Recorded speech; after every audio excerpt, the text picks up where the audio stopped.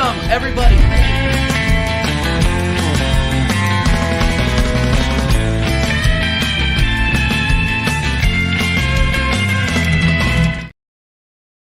Woo! Bow, bow, bow, bow. What's up, everybody, and welcome to a United States men's team watch along with my good friend from Tottenham away, Will Stewart. Will Stewart, how are you, man? I am doing good, my man. I'm doing good. Not like overly excited for this game tonight, but definitely looking forward to hopefully not sucking. I don't know if people watched the game on the weekend with Uzbekistan, but I'm telling you what, right now, I am not looking forward to Triple G ball. I thought that we were completely lacking any of the excitement that we saw over the summer and the different international breaks there with the different competitions, Nations League, Golden Cup, and have completely gone into a lifeless, Southgate-esque, boring type of football, which is Greg Berhalter. So, are you upset we didn't lock down Jesse Marsch? Is that why? Not even just Jesse Marsch, just anybody with an attacking style. I just hope that Postacoglu at some point when he gets sacked by Daniel Levy will come coach the U.S. men's national team. So, yeah, I'm excited about. I'm not gonna lie to you though. I am excited about the starting 11. Obviously, the style of play is gonna factor into it, but yeah. Let me throw the starting 11 up here real quick. Big up everybody inside. We got Jacob. I knew Jacob was gonna be here. I watched your show earlier, my man. I hope you're well. Yeah, man, if you want the link, let me know. We're just gonna chill and watch the US of A. Let's see here. So in goal, Horvath, Dest, Chris Richards, Yunus Musa. In the midfield, Weston McKennie. Does he even have a club right now? Yeah, he plays for Juventus. Oh, Juventus. Oh, we went back to Juventus. Okay. He went back to Juventus. Kristen Pulisic, AC Milan, the pride of AC Milan. Playing really well, actually. I know he is. Miles Robinson. I meant for that to not sound as ironic as it did or as sarcastic as it did. Malik Tillman, Flo Balogun, my favorite Monaco 100%. Player. And Tim Weah and Christopher Lund. Yeah, not a bad lineup. We should beat. It's not great either. Like Christopher Lund, I don't know why he's necessarily playing in this team. Like, look, I don't think discovery is needed, and this is the part that I'm talking about with Greg Berhalter, right? Like, discovery is not needed, and if you're trying to prepare your team for the Copa America, which is the next big competition that we compete in, yes. Why are you starting Ethan Horvath? And why are you starting Christopher Lund? And even why are you starting Malik Tillman? Like, these guys aren't going to play. Right. So why, it doesn't list the bench there per se. So I don't know who's necessarily sitting on the bench, but let me look that up. But yeah, I would rather at least see, some B team players in there rather than C team players. Like Christopher Lund, like what's he doing there? You might be able to find it on Twitter. US, yeah, I think I can. It's typically might even be on SofaScore too. I'm here.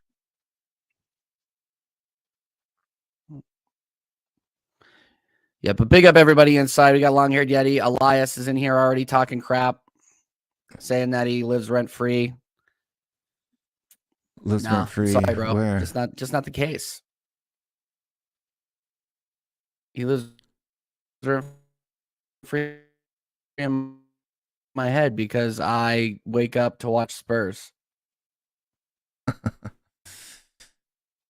I'll watch Arsenal if it's the later game. I'm on the East Coast, so if it's 10:30 or later, I'll watch them. I'm really struggling today. I don't know what the deal is. Maybe just kick out of the screen share. Sometimes that causes problems. Let's see. So the benches are for the U.S. You've got Anthony Robinson, right? Why is he not starting instead of Christopher Lund? You have Tim Ream, Mark McKenzie, Dwayne Jones. How about I share it? If you're having problems with your yeah, let me. Yeah, I'm having a lot of problems. You go ahead and share it. Yeah, my so you issues. can just add that stream. It'll help. Newly discovered It'll issues. help bear the load. Mm-hmm.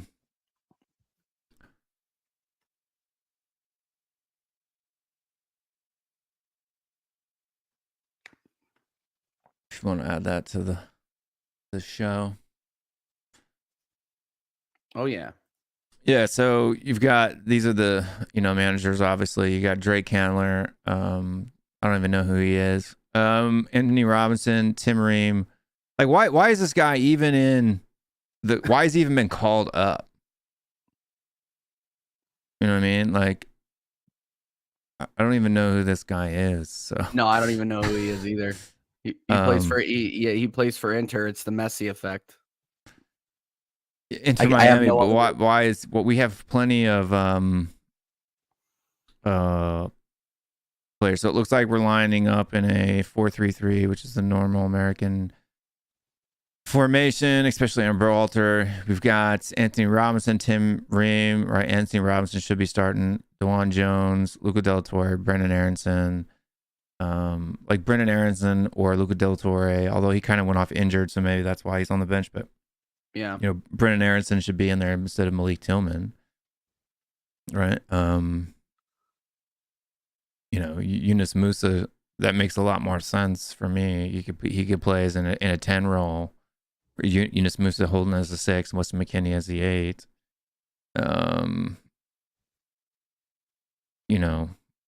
The rest of these people, I don't mind necessarily being on the bench, but who's Tanner Tessman? Don't know who he is. Who's Kremes Asachi? I've never even heard of him before. Obviously, it looks like he plays for Inter Miami as well. Yeah, I don't know who half the bench are. Mark McKenzie, I mean, he's played a couple times. Anthony Robinson, obviously, Tim Ream. Anthony Robinson's our starter. I don't know why he's not starting. DeJuan Jones, he's played several times. But you're missing. I'm not giving a hard time for not selecting the people that are injured and stuff like that. Like, but I don't know, man. This is just what Greg Berhalter does, dude. He comes in. We pick really strong sides for the Nations League and stuff like that, and then we come back and just start picking garbage, and it's frustrating. So it is frustrating. Yeah. And I mean, I know it's Oman and everything like that, so if he plays with Busio, then that means that he plays in the second division of Italy, right? So he's not even playing. And where's Busio? I'd rather have Gianluca Busio playing than Tanner Tessman. Oh, FC Dallas. Oh, he's out of the FC Dallas Academy. That's how Jacob knows him. I've never heard of him. I've literally never heard of him either. Literally never heard of him. But hey. And then on the for Oman, I don't know any of these players. So me neither, to be honest. We should. Literally never heard of any of them. Which means we'll draw like 1-1.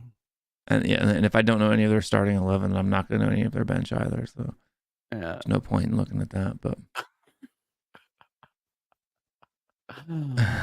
but there we go. There is the stunning pregame that we have for you guys. The players are lining up in the tunnel right now, wearing the worst American kit I think I've ever seen. I can't stand these kits, man. I can't stand them. The home kits are pretty bad. Home kits are really bad. The away kits got better, but I think but what's weird is it's like their training top now is what the away kit used to be, and I actually kind of like that one better, like the tiger stripes with the different colors and stuff like that. Those are sick. I got that kit. That's a good kit. And then, but these the home kits are pretty mid. Yeah, the home kits. Well, and it looks like Nike used the same format for pretty much every team that they made uniforms for. I mean, you change the color on that, and that's Spurs' away kit last season. I think it's different than our away kit last season. But is this Berhalter's second game back? Yeah, from his working for sabbatical. Yeah, great. Can't wait. So we're really gonna miss it. We're really gonna miss his backup. We got Jacob inside. Hey, Jacob was almost a kicker in college, but FC Dallas swayed him to play there, and then Italy bought him. Oh, well, good for him. Good for him. They're walking out to touch the rock. Why is there a rock on there? I literally have no idea. Yeah, I wish I was in St. Louis in the summer when there was a Nations League game. I didn't know it. I should have bought tickets to go. I haven't seen the new St. Louis City Stadium either. But. My in-laws live out there, and they say it's really, really nice. Yeah, like 90% of my family lives out there. So yeah, my brother-in-law and sister go to St. Louis City matches, stuff like that. They've taken their kids a couple times. Yeah. Big up, Kyle. TJ, can't wait for the Prem to be back. This international bullshit is wrecking me. Me too. I'm watching. This is the only time that me and Will Stewart will be on camera as teammates, as fellow supporters, and then we're gonna go back to our separate corners. Yeah, what happened to fight it out? Yeah, we face each other in a couple weeks here. I guess it's like a week and a half. What happened to our actual number one? I didn't even see him on the bench. Oh, Matt Turner? Yeah. Hey, I don't think he didn't get called up. Didn't he play the first game though? He's too busy killing it at Forest. Did he? I didn't think he did. I think he played the first game. Okay, yeah, well, no, he's not even on the bench. Yeah, they sent him back. They sent him back to Nottingham.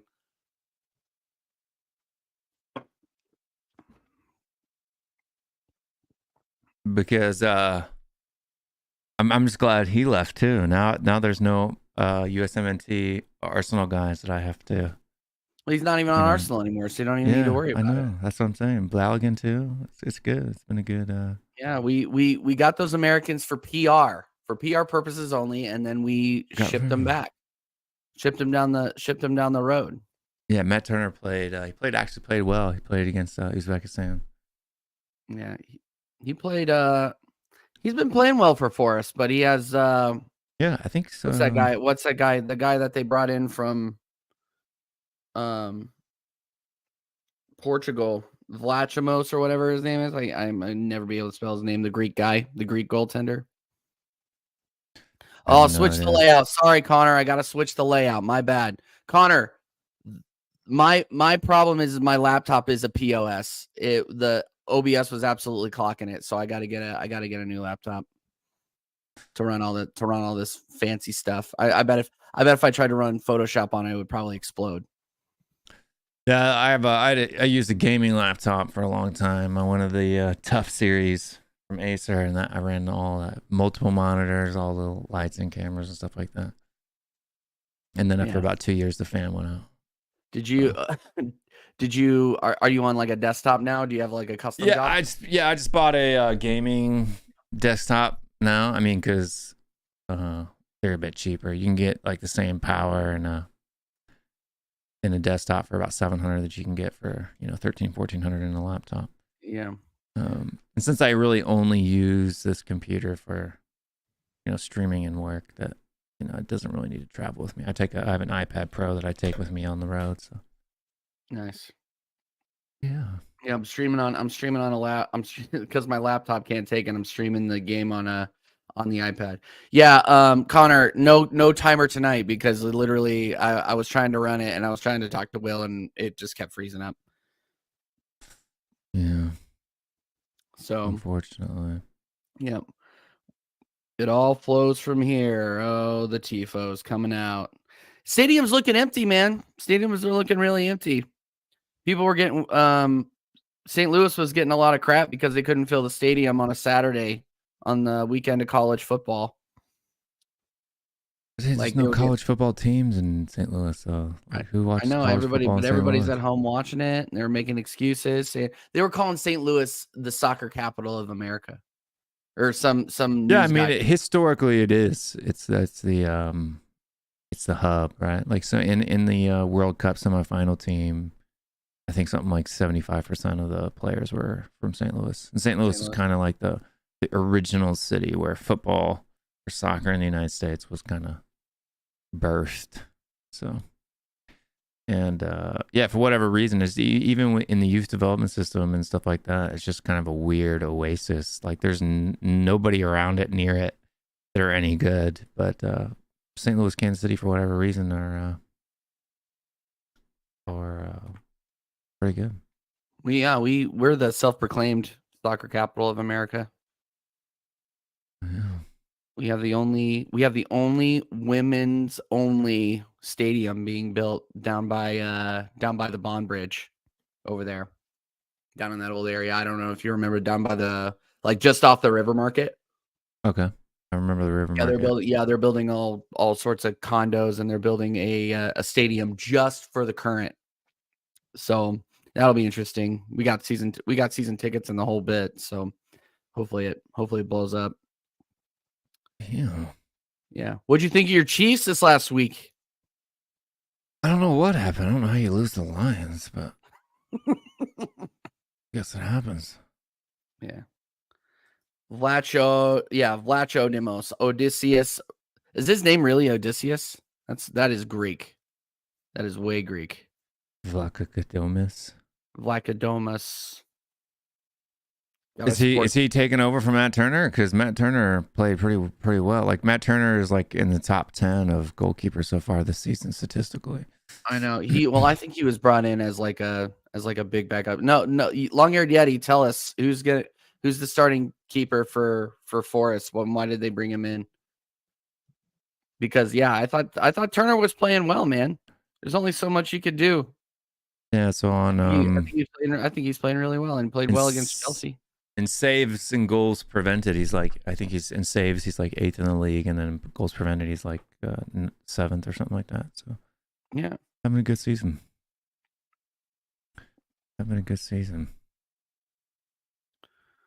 We are about to kick off, people. I'll shout out where we're at on the timer wise, because the timer didn't work out for me. But obviously, we have Flo Balogun starting as striker, so I'm excited to see him actually start where he needs to start. Instead of starting on the right, they're actually playing him up. Berhalter is playing him up the middle, so that is good to see. Yeah. Okay. Yeah. Matt Turner's on a proper team now. Yeah. I agree, Connor. How many Stellas have you had tonight, Long-haired Yeti? Be honest. Yeah, Ethan Horvath. Jeez. I mean, he was good in the Gold Cup.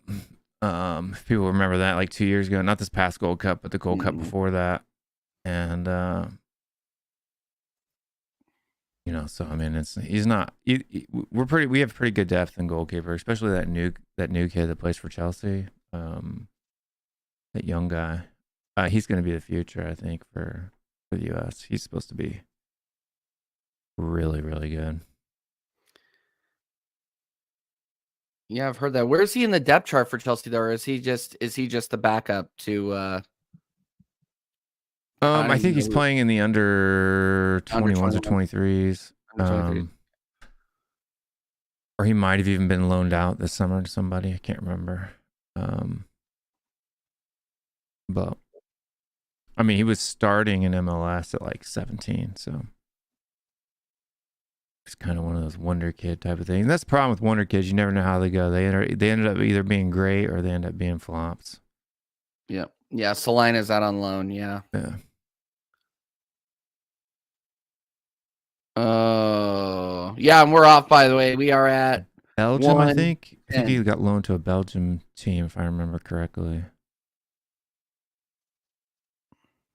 What minute are you on? 120. All right, I'm 5 seconds behind of you. Let me know when you get to 1:30 and I'll unpause it. That way we're not. Now. All right. Yeah. Big up, John. Thanks for coming by. Make sure you are smashing the likes, everybody. By the way, this is quality entertainment. We should smash these guys, but Greg Berhalter is back, so who knows? US all the way. Have we got a touchdown yet? We might. Who knows? Yeah. I don't know about touchdowns, but we are playing foosball, and I used to do that all the time. I could do my Major League Baseball commentary guy. I don't know any of the names of the other team, though, so it's going to be kind of difficult when they have the ball. Yeah. Right? Balls played to the Oman player who plays to the Oman player who plays to the Oman player. You're not Stell who goes into play-by-play mode randomly during watch-alongs. I can, if you want me to. Oh, yeah. Speaking of Stell, hi, Stell. I do it for Tottenham away sometimes. The British guys always get mad because I don't have, I don't call games in the British way. I do it with my Major League Baseball announcer voice, and they don't like it. That was can't take this anymore. Just a little outside.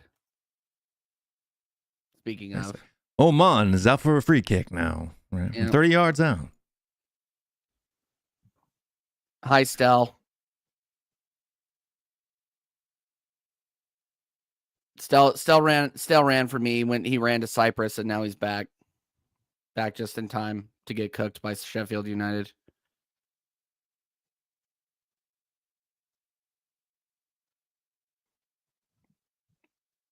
England beat Scotland today.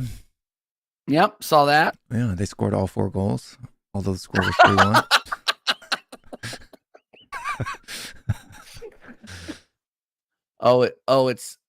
It's yeah, no, it's not Mari. Get out of here. Mari wouldn't do that. I fell for this once. I said it was Mari, and then I sent Mari the link, and then Mari was like, "Why are you sending me a link?" And it was Stell pretending to be Mari. Shot wide by Oman. Why am I red today? Because that's my nation's colors. That's why. Yeah. Red, white, and blue. Are you kidding me, Elias? Really? Big up the tenant side. Make sure you're smashing the likes. Elias, why are you watching this? Shouldn't you be working? Isn't it like 1:15 where you are right now? Yeah, Harry Maguire scoring for his nation. Yeah. Harry Maguire scores on almost every game. It's just usually not for England. It's usually against them.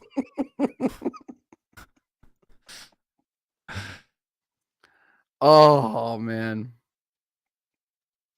How are you feeling about no, I wanted to ask you this. I wanted to ask you this.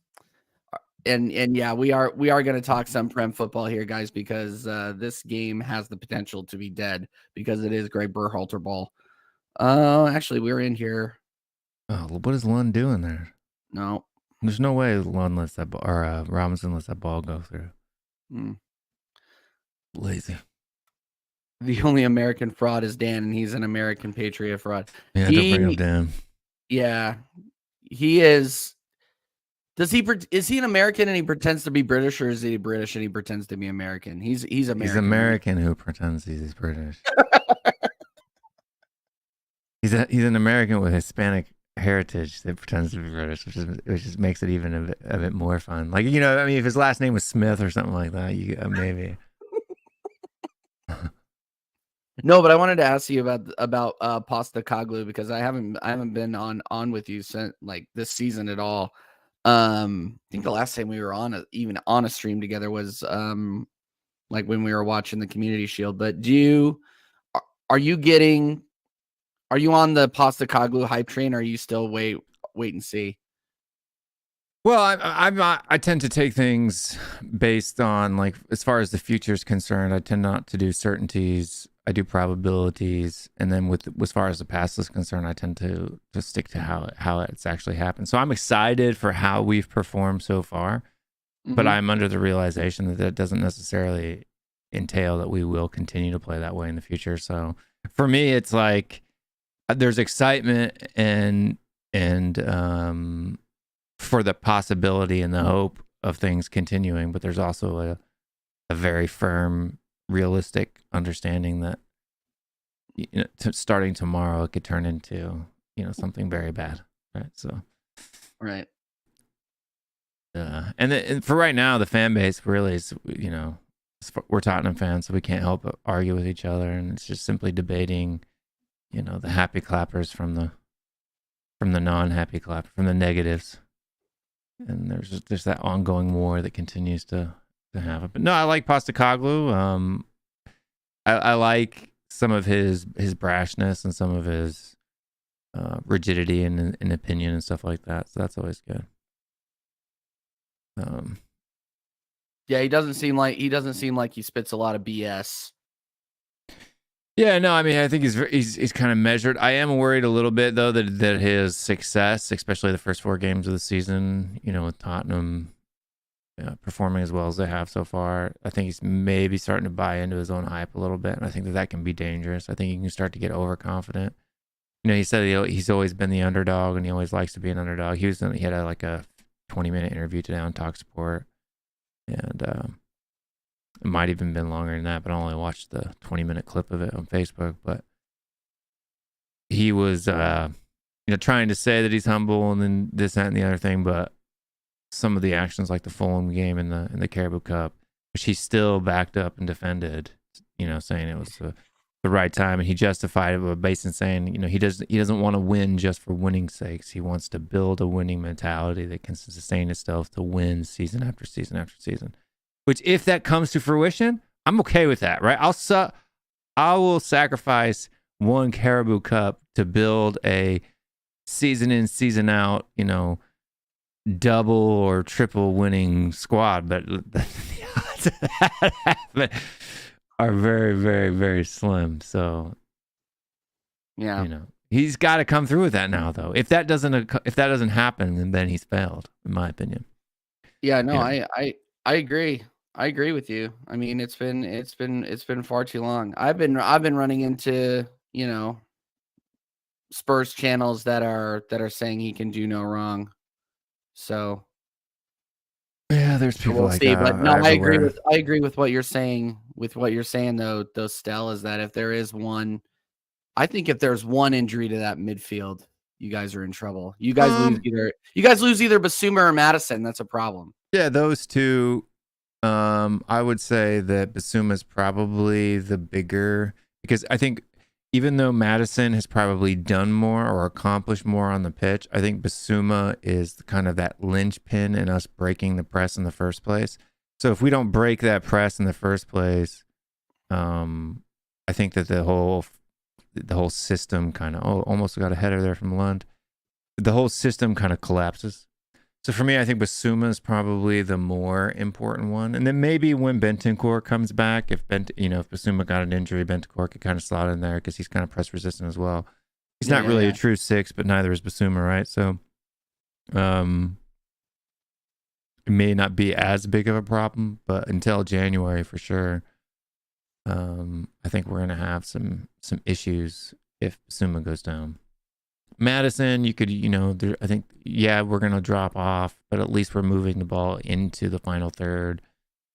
And, players like Lo Celso may, if they're playing with the quality of, say Brendan Johnson, Son, Kulusevski, Solomon, that front 4, it may not be as big of a drop, but Basuma for me is the key in the spine there.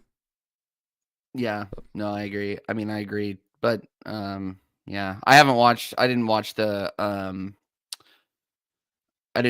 Burnley match, but everybody's saying that he's pretty much the conquering hero. Him and cross miss over the head of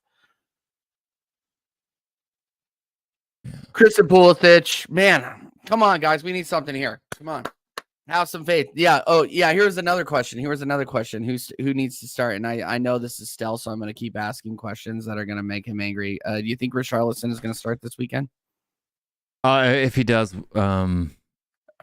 then Postacoglu is an idiot. Yeah, no, I mean it's this. Look, do I think that Richarlison is like the worst football that ever lived? No, but he's pretty close. And then who's worse, Havertz or Richarlison? Oh, I think they're about the same, man. If you look at Richarlison's miss that he had at Brazil in his first game in the international window was very reminiscent of Kai Havertz. So, 6 to 7 yards out, completely unmarked and kicking it over the bar. Yeah, People Kai Havertz. Kai Havertz free open net against United, and he misses it. Yeah, just gonna whiffs on the ball altogether. Literally whiffs. Anybody could have put that in. I could have put that in, and I have a fake hip, and I'm out of shape. Yeah. See, yeah, I know Mari wouldn't talk like this. This is why. That's why I asked this question, because I know it would trigger Stell. I know there were certain people on Twitter talking about that, or X or whatever you want to call it, talking about like asking if Richarlison should start, and I just knew Stell was probably like, "Oh, what a shot! Save, rebound, goal!" Tim Weah. Oh, that's Balogun. Balogun. Yeah. Arsenal got rid of him. Everybody, Arsenal sent him down the river. 1-0 to the United States. Yes, for people that are watching at home or not watching the game at home, basically there's a shot that was deflected by the keeper, and Balogun was there to clean up the mess. So.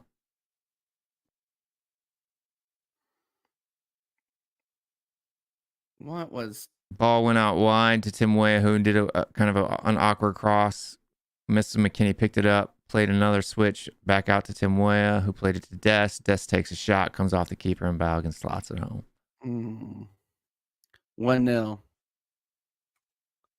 Yeah, and Arteta TJ trusts. No, that is not true. As much as some people would like that to be the case. My name is Mari, and I live in Miami. Okay. Mari never. But Mari doesn't live in Miami. So no, that's how we know it's not Mari. No, it doesn't. Yeah, he doesn't. and he never messages on the Tottenham away. It's either you or Stell when it's on the Tottenham away account. Yeah, I tend to stick to my Will Stewart 365 page nowadays. Yeah. But. Stell, I thought you and Mari were boys. You don't even know where the guy lives. Come on. That's for sure. Yeah, Arsenal let him go, and he scores against Oman. That's what I'm saying. Powerhouse Oman. United States up 1-0. We are 14 minutes in. Smash the likes up. Yeah. Let's see what Oman's FIFA ranking is right now. 73rd. So it's I was gonna say probably not top. I was gonna say probably not like top 60. Yeah, but it's not horrible. No. There could be they're better than El Salvador or something like that.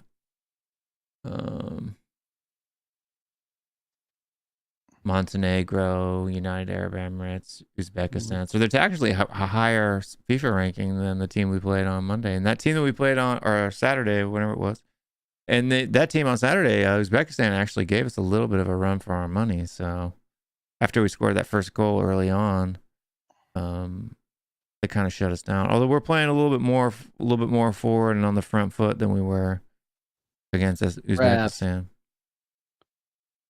No? Okay.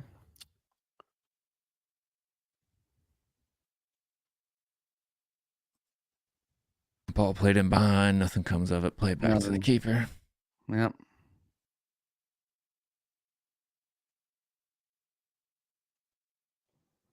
But Yunus Musa is playing at AC Milan now, and apparently I don't know how much game time he's getting. I don't think he's getting as much as Pulisic, but who's actually playing right wing for AC Milan, I do believe.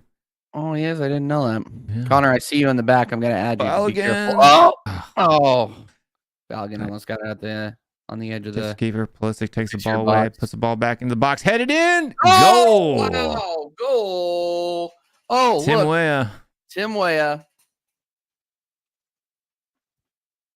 They're saying it's offsides or handball or something, or what? 2 it looked a little off.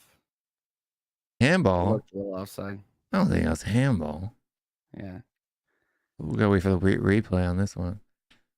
Well, it's 2:00 in the morning in England, and Connor is in the back fixing the layout. Works. Oh, look at that! See? Oh, they didn't show a replay.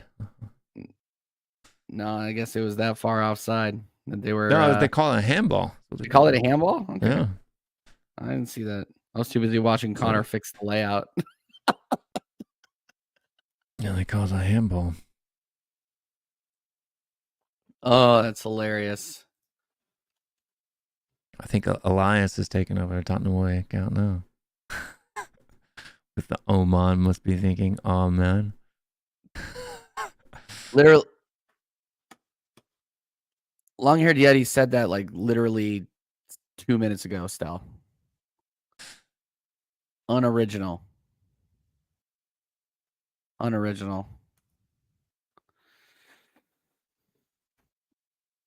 can't stand Stel. Very funny. He's running from me. Have a good show. Yeah, big up.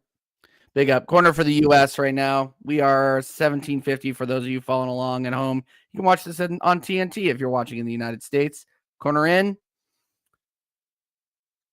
Yeah, I don't know why SofaScore usually puts the available places to watch it, and they've got the Peacock app on there, and that's not an option. You cannot watch it on true.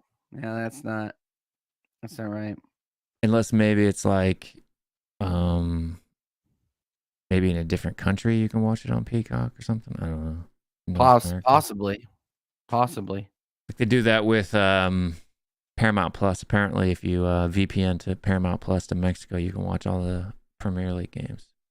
Oh, really? Yeah. Apparently.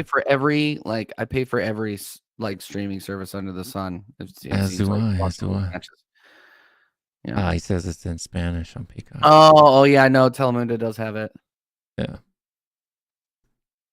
I saw that it's at 2 options, but I have TNT, so big up Jacob. I have TNT, so that's why I can watch it.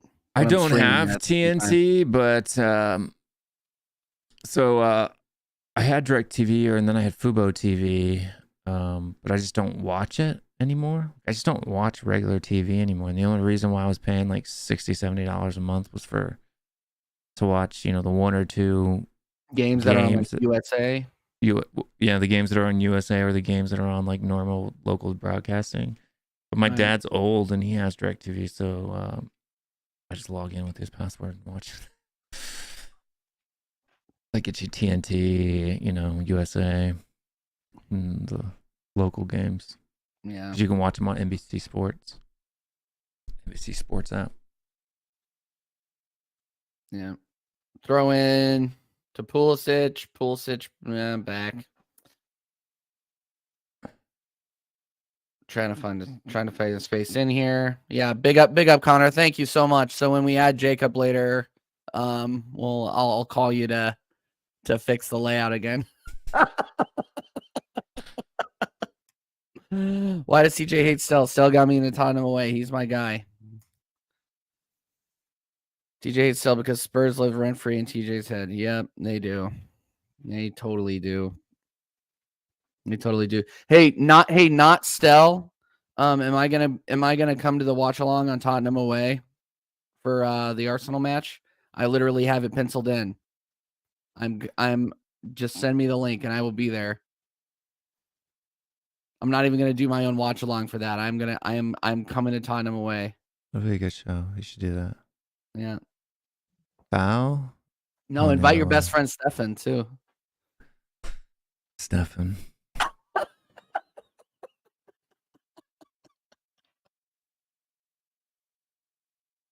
I don't even know why I entertain it anymore, to be honest with you. I wake up I have an hour meeting at like, I don't remember what day it was, but I had an hour meeting at like 2-3 o'clock in the afternoon. I don't pay attention to WhatsApp for like 2 seconds and then there's 150 messages that I missed. So I'm like, yeah, I'm not even gonna bother. I like Steph. I think he's a nice guy. He's very strong in his opinions. I don't know if strong is necessarily the word that I would use. TJ, you forgot who took you off the streets when nobody believed in you. That's Lee Gunner that did that. Kenny moving the ball up, finding space. Unlucky. Speaking of which, Lee Gunner on American Idiots this weekend, everybody. Make sure that you tune in. That is going to go live at 7 p.m. UK time. Can I troll him from the chat? I'm just kidding. I like Lee. It'll be funny just to troll. Yeah, no, it's those streams. That's the second time he's going to be on the channel. The first one was absolutely crazy, and I've grown and met more lunatics since the first time he's been on. So it'll be crazy. It'll be absolutely crazy. Yeah, but no, Stell, you were the first person that I got in an argument with on YouTube, so you can take that. You can take that if you want. Called me a troll in the chat, made me go on THFC rants. That was the first time I was ever on THFC rants. I was just a wee babe then, 6 months ago. There you go. Yeah, Stefan is a lunatic. I agree. Oman's in here, and that's how I know for 100% it's Style, because Mario would never call him a lunatic. No, I knew it was. As soon as he said, "Hi, TJ, it's Mari. It's not Stell." I'm like, nah, it's Stell. Big up, Tony. Hey, Tony, you did miss a goal, man. I was doing the Kansas City Shuffle here a few minutes ago. Shot in from Dest off the goalkeeper, right to Balogun, who finished it off. Flo Balogun, who we sent to Monaco, and in favor of Kedia. Stefan is a lunatic, but I still find him more sensible than majority of Spurs fans. That's true. But you got 50% of any fan base who are just absolutely deluded, though, if we're being real about it. I don't know about that. Are you saying Lee's a maniac, TJ? Yes, I am. I think Lee is a maniac, but he is also a huge supporter of smaller channels.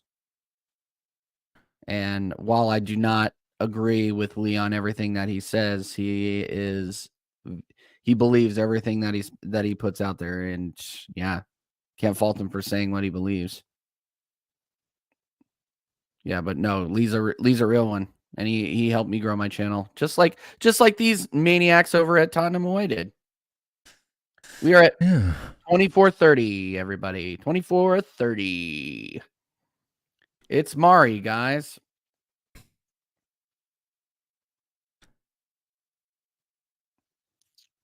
Can we get Jez in on this conversation? Jez will not be on this conversation, but he's on like every other American Idiot show, so he does not mind. But go over to Jez's show. Go over to Jez's show tomorrow. Lee will be on there, with Northside London and Kenny Ken and all those guys, all your favorite Arsenal YouTubers. Elias, since you are in fact an Arsenal fan. Ref.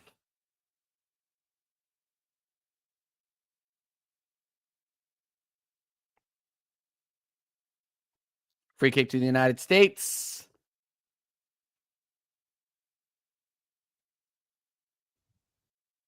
The game is it's not as bad as the Uzbekistan one. We're playing a lot better. That was a good ball. Great that ball. Wasn't. When are we winning the World Cup, Will? 30 by I think we'll reach semifinal final by 36. Okay. Yeah. I think 2026 you'll see us break at least into the quarterfinals. And then by 30-30 we should be, the target should be semifinal, and then by 30-36 it should be a final. And whether we win the final or not, that that comes down onto the day, but Are you are you talking about Jez? Is Jez blocked or is Lee blocked? Which one are you talking about? I'm assuming Jez. If you've heard about get ready for Bal again. Okay. Oh, you're talking about Elias. Okay, that's good. Oh, in. Dest overdid it. Tillman was right there. Come on, Dest, bro. Come on, bro. Play for Barcelona. Big up, TJ May. Do you think Dempsey is the GOAT for the U.S. men's national team? Him and Donovan were pretty much 50-50. It's not. I was gonna say Donovan. Oh yeah, that was a bad take from Dust.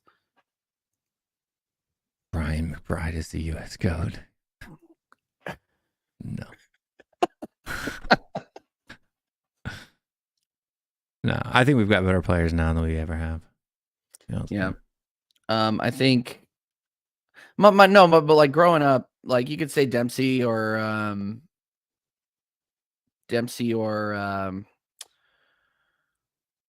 Donovan. I think Dempsey and Donovan have better mentalities. They were more, I think they had more of that winner's mentality that, I guess you could say American sporting spirit. But these guys are way more technical than those guys were. Yeah. No, growing up though, my favorite player was Tim Howard. That was my favorite. Good old Timmy. Yeah. Now I get to watch him on Premier League mornings. Yeah, and his implants are way too white, dude. Like, dude needs to add a little bit of color to those face.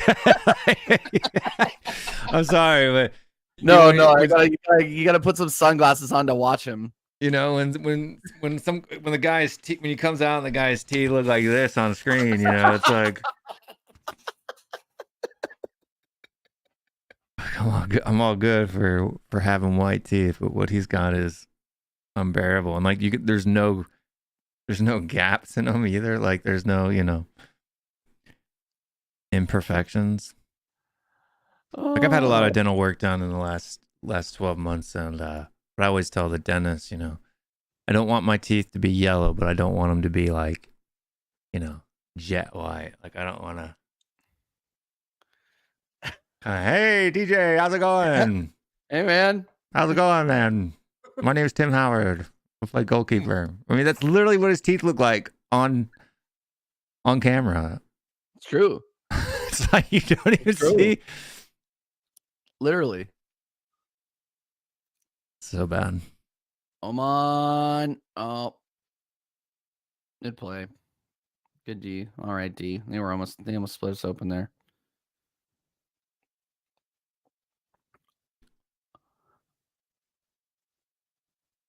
I want to get your opinion on something. Did you watch the Arsenal Man United game? I fell asleep in the second half. Okay. All right. It was that boring. Okay. I watched the first half though. That's fine.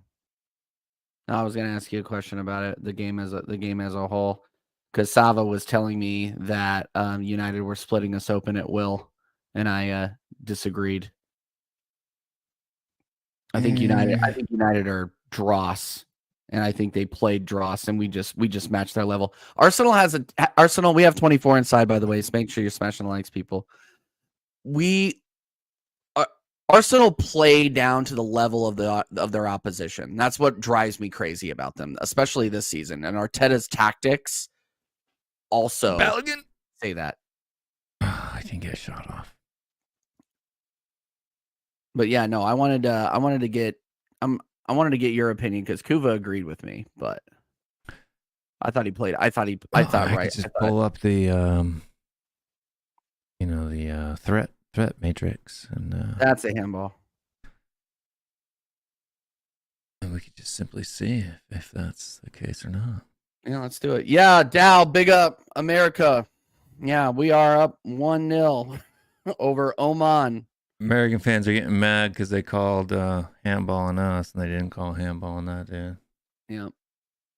See a replay here. It was very clearly a hand. Yeah, it was very. He knocked it down. It was out of the box anyway. So. Yeah. Yeah, it was out of the box. Who cares? Big up, Dow. Yeah, we got all the legends inside. We got still should be a corner kick though. Likes. Yeah, it should have been.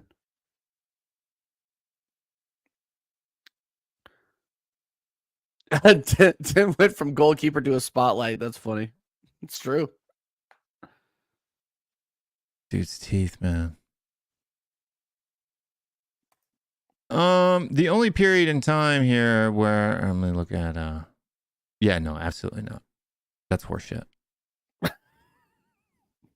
mean, I can share it if people at home want to see, but there's literally maybe, and you could say in the first half. What are they saying? Oh, you could say maybe like from like the 28th minute to like the 40th minute. I guess you could say that there were instances and where they, you know, right about where they scored their goal. You know what I mean? That it looks like that they were posing a threat, but the complete second half was all Arsenal. Like it, well, there was no threat at all from Manchester United in the second half, not at all. Okay. So, no, just making sure I wasn't crazy on that one because I got called out, and I'm not afraid. I'm not afraid to mention names on YouTube anymore, but I got called out on that channel, and I was just kind of like, well, all right. Yes, I mean, just to kind of show you, like, I'll share it real quick. Yeah, sure. No, share it, man. This is you know, we're just hanging out here. So we can so I can show people maybe watch your fan channel how I'm getting this opinion not based on not having watched the game. So, but basically what you got here is this is what they call a threat matrix, right? So what is this? Is attack momentum, right?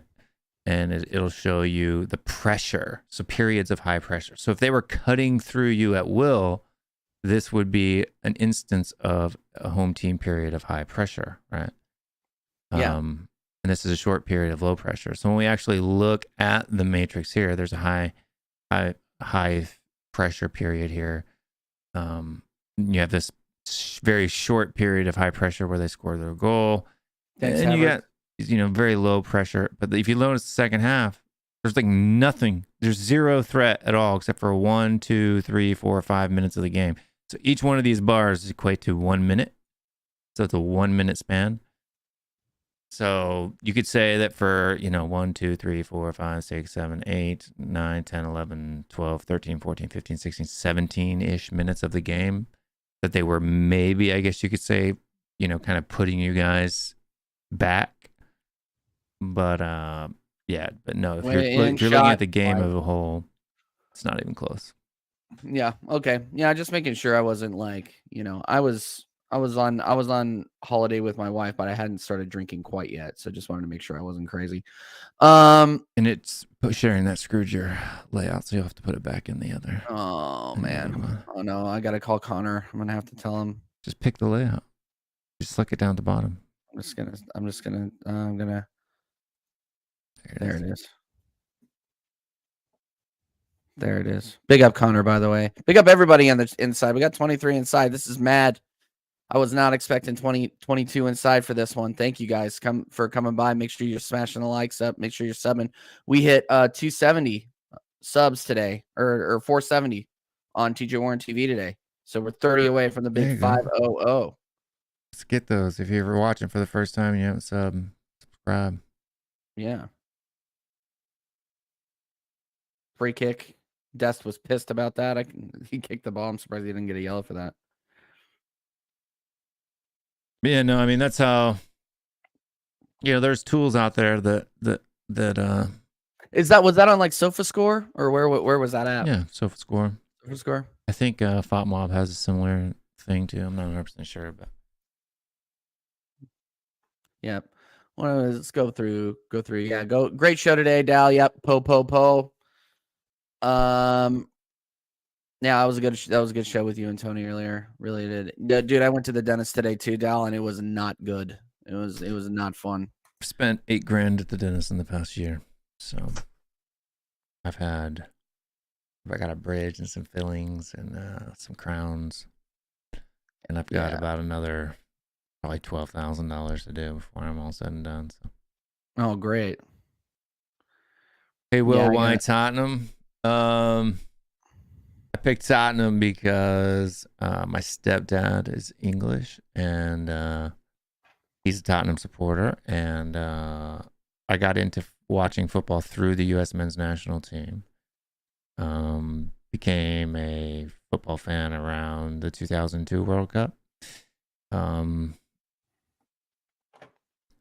then it was really 2003, so it was after the 2002 World Cup. But in 2003, I got stationed in Korea, and soccer or football over there is a lot more, I guess you could say, popular. It's not the most popular sport in Korea, but it's a lot more popular than it was in the U.S. at the time. So like all the Korean guys were playing like Winning 11, which was like they didn't have a license to run FIFA in Korea, so the FIFA game was called Winning 11 at the time. And so we'd go to these PlayStation rooms and play like Winning 11, and then when the 2006 World Cup came along, I was watching it with my Korean buddies or whatever. They had a big watch party for all the Korean games. And those guys, the Korean fans are pretty crazy too, dude. They always have all their little horns and slapping things, and they always do all these, the chants and Taeyeon Mingguk and all that other stuff. So that aspect, I guess you could say that atmosphere, grew me an interest in the sport. But obviously because I'm American, I gotta root for the old red, white, and blue. And we had Friedel and Dempsey that played for Tottenham. So that was one aspect. Yeah. Then my stepdad too was born in Tottenham and has been a lifelong Tottenham fan, so that's number 2. And so yeah, big up, Dal. Keep your questions coming, guys. We got 22 inside, and I just looked at the studio. Sarcasm all in the box. City. Oh! Sarcasm City sent over all those guys. So big up Flawless, big up all those guys over there at Sarcasm City. Thank you for coming over and hanging out with us. Will Stewart, 365 from Tottenham away. TJ Warren TV breaking down Premier League and watching the United States men's team play against powerhouse Oman. So thank you for joining us. Big up Flawless again. We don't help our FIFA ranking out during international breaks, bro. Because we always play like nobody teams. Yeah. It's really upsetting. Well, we play Germany in October. Yeah, we play nobody teams. That's the problem.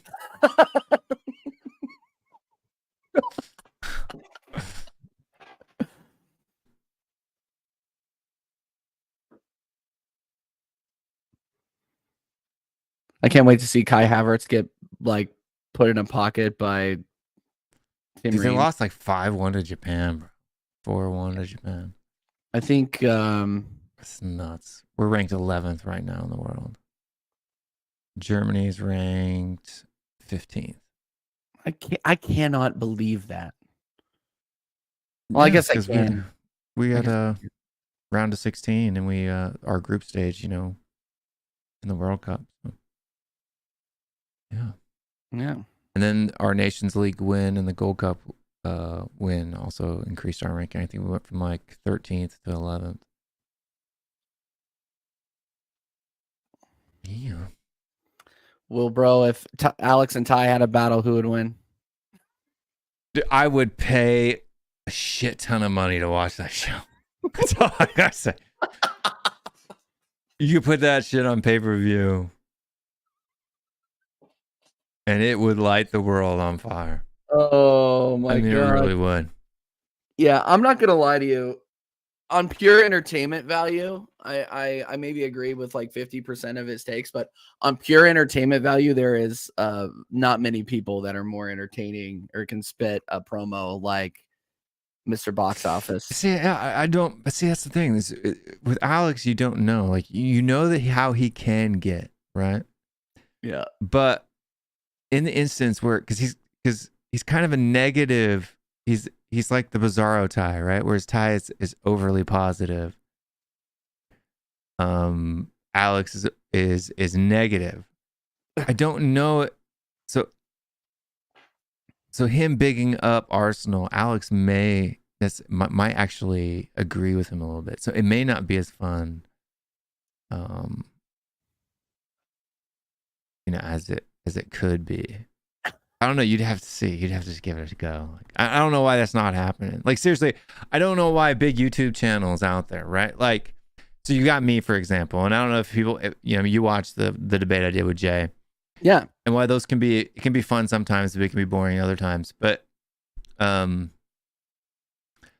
that's what people come to watch, right? It's like nobody really wants to come and watch a show for an hour, 45 minutes where two people just talk and agree about everything for the whole time, right? Like the thing that makes YouTube fun, I think anyway, is the debate, right? Like maybe it's just me because I like debate shows and stuff like that. Like I spent all day listening to like, Jordan Peterson, debating Sam Harris, or Matt Dillahunty debating somebody else. Yeah. So I like those type of, interactions, the tension of the debate and people getting one up on the other person, and the mental gymnastics that happens. And even the dumpster fires, like even people who aren't smart when they do debates can be fun too. And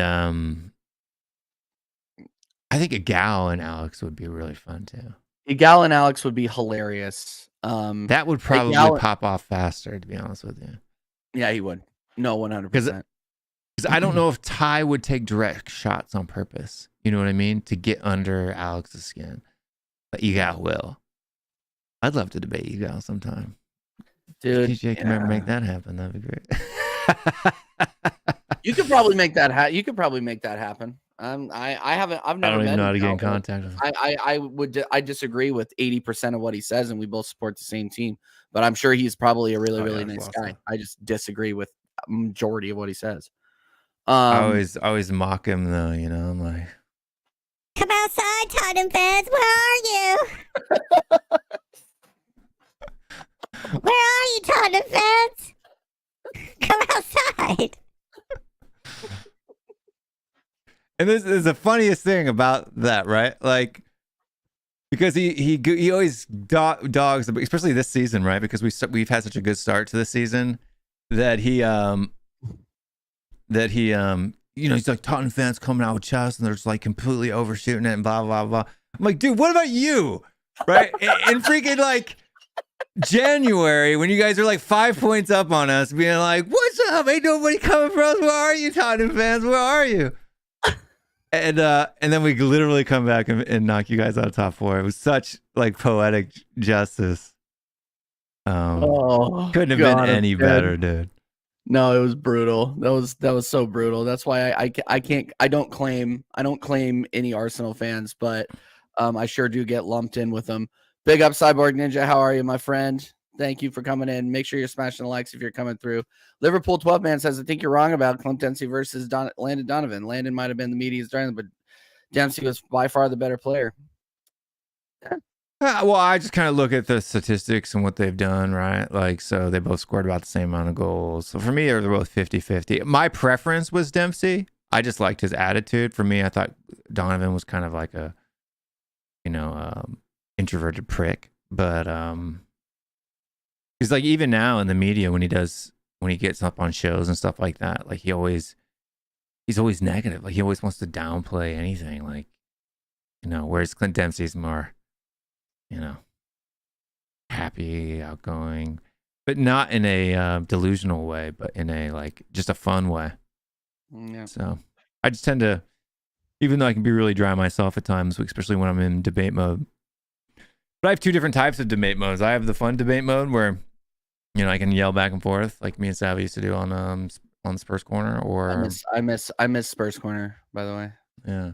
So and that's what I was saying about the shows, right? Like, why aren't people, instead of having divisions where it's like we just don't talk to each other, why aren't we doing those shows more often, right?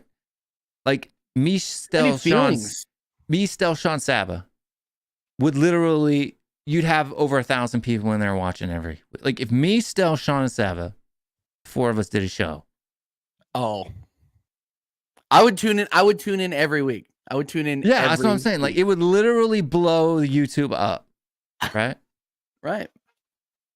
Like even it doesn't, just because we don't like each other doesn't mean we can't like yell at each other. I mean, that's the whole point, right?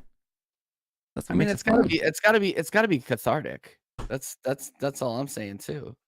Is that I they do all these debate shows and these devil advocate shows, but it's like all the same opinion, bro. It's like, how can you have a devil's advocate show with 3 guys that have the exact same opinion on Paratici? Like, where's the devil advocate and all that? The whole point is it's supposed to be like this heated debate show, and it's like, giant circle jerk. Facts. All right. Yeah. So I'm gonna update the banner. 1-0 to the Americans. Halftime. Get your questions in. This is the question part. This is the question segment of the show. We got 21 inside. Make sure you guys are smashing the likes up. Minerals is calling me out. TJ, unpopular opinion. Conde is mudded. He got sacked. You said he would cook with Spurs. Now Ange is doing better. I say a lot of things on here that I'm wrong about. So, it is what it is. To be fair, though, he did get them top 4 when they were not looking to be in top 4 when he came in. Well, see, and this is the thing. He did get them top 4. So was I completely wrong at the beginning? No, and he was top 4 when he got the sack too, right? So, and this is what a lot of people forget. Like a lot of people forget. This is what I call recency bias in football, right? Son had 2 seasons. You get Jose, and then you had his where he scored 17 goals, and then he has Golden Boot winning season. You had those 2 seasons back to back. And Spurs fans act like that's the majority of his career. No, that's an anomaly, right? He averaged, around 12 goals a season with about 10 assists, right? That was his norm, right? It wasn't this 23, like he didn't do that. And then Spurs fans, Harry Kane only had 2 30 league goal seasons in his entire career. The majority of them were below 20 goals, right? From 30 goal season to 30 goal season, you had 17, 18, 123, then back down to 17, right? Like he wasn't this, 30 goal, 20 goal season striker like people make him out to be. So in his first 4 years, right, it was 22, 23, 24, 25, 30, right? Like you had that run of good form. But after that 30 goal season, he dropped off. Like pretty bad for a while. I mean, comparatively, yeah, 18 goals and compared to the league is not that bad, but compared to what he was before he scored that 30 goals, and nobody did it, but they always hold Son to this like unreasonable standard. I think is just silly, but and they do the same thing with Conte. Like Conte, people don't realize we were on the same amount of points under Conte the first 4 games of last season as we are this season. So what's the difference? Weren't you on a close to the same number of points at this point in the season under Nuno as well? We were on 9 points, I guess you could say, at this point in the season. We won our first 3 and then lost the 4th game. So close. I mean, you guys weren't you guys like 5-0-1 that season when we started out like 21? That was 21, right? 21, 22. Yeah, it was. We won 3, then we lost 2, then we won 1, then we lost 1, and then it was 5-5. He was 5 wins and 5 losses, I think. So depending on where you caught us in that. Yeah, that's why I'm like, yeah, you might like Postecoglou, but like you got to simmer down just a little bit because I'm advising Spurs YouTubers to calm that are like over the moon about Ange to calm down. Yeah, but why don't you talk to us in like 15 games? We're kind of like the antithesis of Manchester City, right? We start fast, right, and then fizzle at the end. Whereas like Man City tends to start slow and then comes into like a 20 game run at the end of the season where they're just like unstoppable. Right. Because like if you remember under Jose Mourinho, we were top of the table like coming into like December, January. And then we ended up finishing 7th. Right. And then in Conte, we were top 4 and then ended up finishing 8th. And we were like not just top 4, we were like 5 to 6 points clear of top 4, right? So yeah, it's and like there's just a whole lot of fallacies that people think that because they didn't like the football or they add cup competitions in there to make their narrative, but like people think that we were in like such bad form in the league before Conte got sacked, and it's just not true. We had won 3, lost 1, and drawn 1 in his last 5 games. But people act like we were so bad in the league under Conte before he got the sack. It's just not true. We were literally 5 to 6 points clear of anybody else. Yeah, Liverpool or Brighton had a couple games in hand, but neither of those 2 teams ended up finishing in the top 4. Nope. Right? So, it is what it is. But it is what it is. Wolfgang, what are you talking about? What question are you talking about, man? I'll repost it in there. I didn't see it. My bad, my man. Liverpool 12 man. What game last year was a death nail for Arsenal season? I could argue that it was your draw at Anfield that marked your fate. Agree, disagree. It was West Ham. The draw at West against West Ham. You don't think it was like the Brighton loss? Yeah, when we went 2-0. Well, no, at that point we were spiraling. Gotcha. And when we lost to Brighton at home, we were spiraling at that point. I knew we were cooked. I wasn't like outwardly saying it on YouTube or anything like that. I was being very, very disappointed and saying that, here it comes. But I kind of deep down knew at that point it was a spiral. Yeah. It was an absolute spiral. So yeah, I hope that answers your question. Liverpool, 12th man. Not excited about that. Yeah, but you're welcome for sparking your comeback into the European spots, though. That was what I think that started your season. I think Klopp should probably write a thank you note to Granit Xhaka for being an absolute bonehead, and for Zinchenko for not being able to defend. I think that. Yeah, I feel very strongly about that, about the West Ham game and the Liverpool game. Like, no excuses for that. Like, I've experienced more palatable losses as an Arsenal fan than those two draws. Yeah. Like, yeah, that was brutal. But yeah, man, thanks for the question. And it looks like again, like this season, we're already falling into that same trap of putting our foot off the gas against certain teams that are down to 10 men at home. Conceding. Yeah, there's no reason you should have drew Fulham at home. Yeah. I mean, even though we drew with them in the cup and then ended up going out on pens, I didn't ever feel like they were going to score on us, right? Like, yeah. It's not like they were equal to us or putting us in a situation that we were necessarily, I guess you could say, vulnerable to what they were doing. It was just we weren't playing either. Right? Well, no, and that's another thing is that, like, you can draw comparisons, and I'm not like giving Spurs the benefit of the doubt here, but I am a little bit, is that, we played full strength Fulham and they went down to 10 men and we couldn't capitalize. We couldn't seal the deal. Whereas Spurs played Fulham at home, had 6 changes? How many changes did you guys have? 9 changes. Fulham had like 4 or 5. I think it was 4. But they had like 6. 4, yeah. Yeah. It was awful. Like, you can give them the benefit of the doubt that Spurs, if they had played you could argue that if Spurs played a strong 11, they would have won that match. But, if ifs and buts were candy and nuts, right? So, it's hard to say. He didn't do that, so we didn't win. I say there's no doubt in my mind if we played our strongest 11, we end up winning that game. And what was weird about that game, too, wasn't necessarily even the changes that were made in the personnel, but the tactics changed too. Like, we went from playing our normal inverted fullback, 4-3-3-ish thing to a 4-4-2, which is just really weird.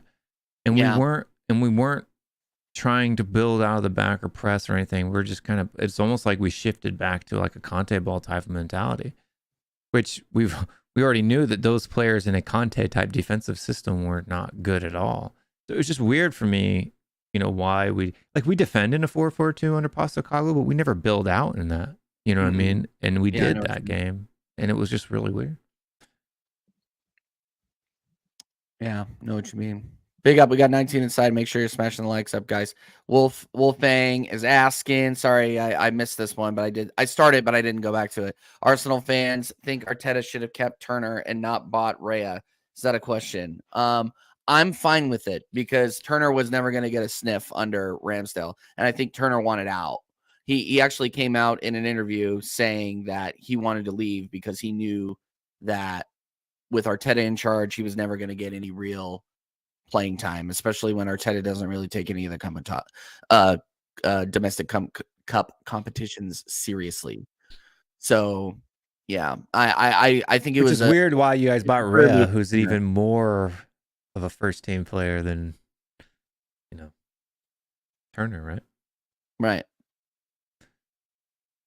No, I literally I'm fine with it. I think that David Raya needs to be brought in, and I think when he starts against PSV, because he will, when he starts against PSV, I think there's going to be a little bit of a goal tender controversy. I think Raya is going to challenge Ramsdale, and I'm not the only one that thinks that either. Do you think he'll play in the Champions League, not just the domestic cups, but the actual? No, Champions League? I think he starts against PSV. Oh. I think Raya will start against PSV at home. I would not be surprised in that at all. But I guess it might depend on how the Everton match goes too. Like so if Ramsdale continues to put in howlers, like I'm not saying that he was bad against Fulham, but he was caught off his line again. What's this new like trend of wearing like sneakers with a suit? Yeah, I know the guy on the left. Well, they've been doing like every game. Last week they did it too. Like I don't. It's like it's almost like they don't think that the camera is gonna take it. Yeah, guys, if you're now watching TNT, the announcer on the left is wearing both of them are. White trainers. Oh yeah, both of them are. Yeah, the other one's wearing like some like Jordan-esque type of some Nike tennis shoe or something. Weird. Yeah, at least the guy on the left's at least wearing like designer leather type of a sneaker, but it doesn't look good with his suit, and his shoes are white and his shirt is pink. It just doesn't. Yeah. You know. Dal, I did not watch the Germany versus Japan match, but I heard it was a shambles for Germany, and Havertz was actually one of Germany's best players. At least from a ratings perspective, he was one of their best players. So if Kai Havertz is one of your best players, you know you're in for a bad day.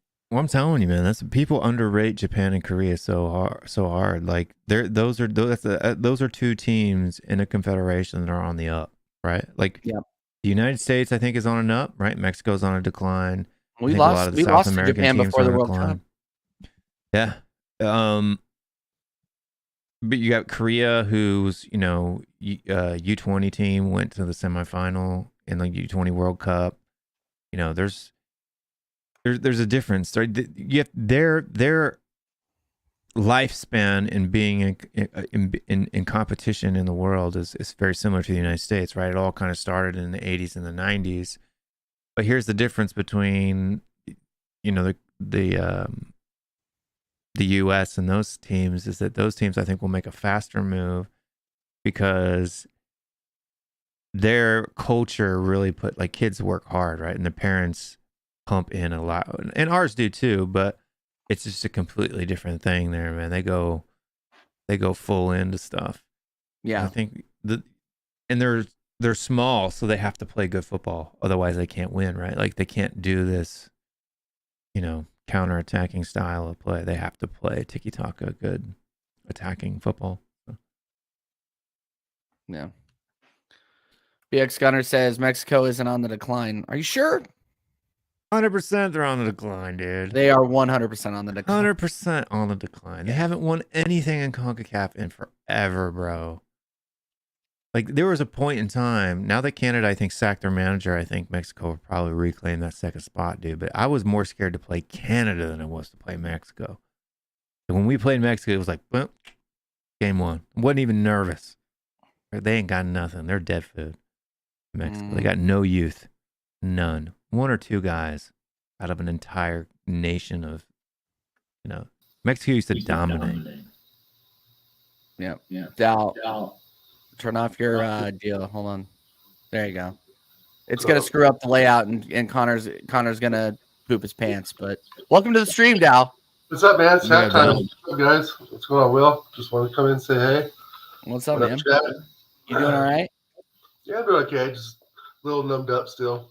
Dude, I think all of us had bad run-ins with the dentist today. Like, I feel like I the first week of October, I might need you guys to fill in for me because I'm getting a bunch of freaking work done. Yeah. All right. It's ridiculous. But are you watching this match? No, is it on ESPN or ESPN2? It's on TNT. Oh, okay. No, my son's playing video games. In the living room playing video games, so I'll let him have his fun. I'll watch the highlights. I just want to come by and say hello. What's up? No, man. No, hang out with us. Hang out with us. The mighty Oman, huh? Do you have one Premier League player? No, I didn't recognize any name on their starting. Yeah. Connor was saying that they had one in like the whatever football app he uses, that like one of their players has an actual picture. Pepe's coming on. Why they do that, dude? Just let on. Balogun play, man. Like seriously, like we don't have anyone else that's even in Balogun's league, bro. Like, So he's not even on the pitch, huh? To get the start. No, he subbed him off. Yeah, he subbed him off at halftime, just like they did last game too. Like he's starting for the U.S., but Pepe's always coming in at halftime. Like, yeah. Liverpool 12-man says getting a draw at West Ham was bad. You should have won at Anfield. You had the game in your hands. Yeah. I know. Could have, I should have don't won. know how many times. So here's the thing, and I'm not even getting mad about this or getting upset about this. My whole thing is like the amount of times that people are going to have to go back and do the autopsy on last season. Like we are in a new season. Right. Yeah. Oh, I know. It's hard not to compare because it's the historical, most recent historical data. If you want to dig it up body. We're gonna be digging up this body for the next 12 months. I was listening to you guys chat though, especially about Tottenham, and I think they're sort of in the same boat we are. That if they have 3 or 4 significant injuries, their season's done. And I feel the same way. If we have even 2 or 3 long-term injuries, including Timber, I think it's kind of a wash to at least challenge for first. I mean, I just think like Arsenal and Spurs were just our first teams are so well put together now, especially with Spurs with Madison and Basema. It pains me to say it, but I mean those are 2 top players, that we should have had, but. Story for another time, but that's the North London Derby is going to be sensational this season. I can't wait. Yeah, we'll talk about that in a second. The second half did kick off. Aronson is in. Ricardo Pepi is in. I don't know who else came out, but Balogun did get subbed off. 45 minutes. Thanks, Greg. I just don't get why they even Pepi rotate. Is on for Balogun, and.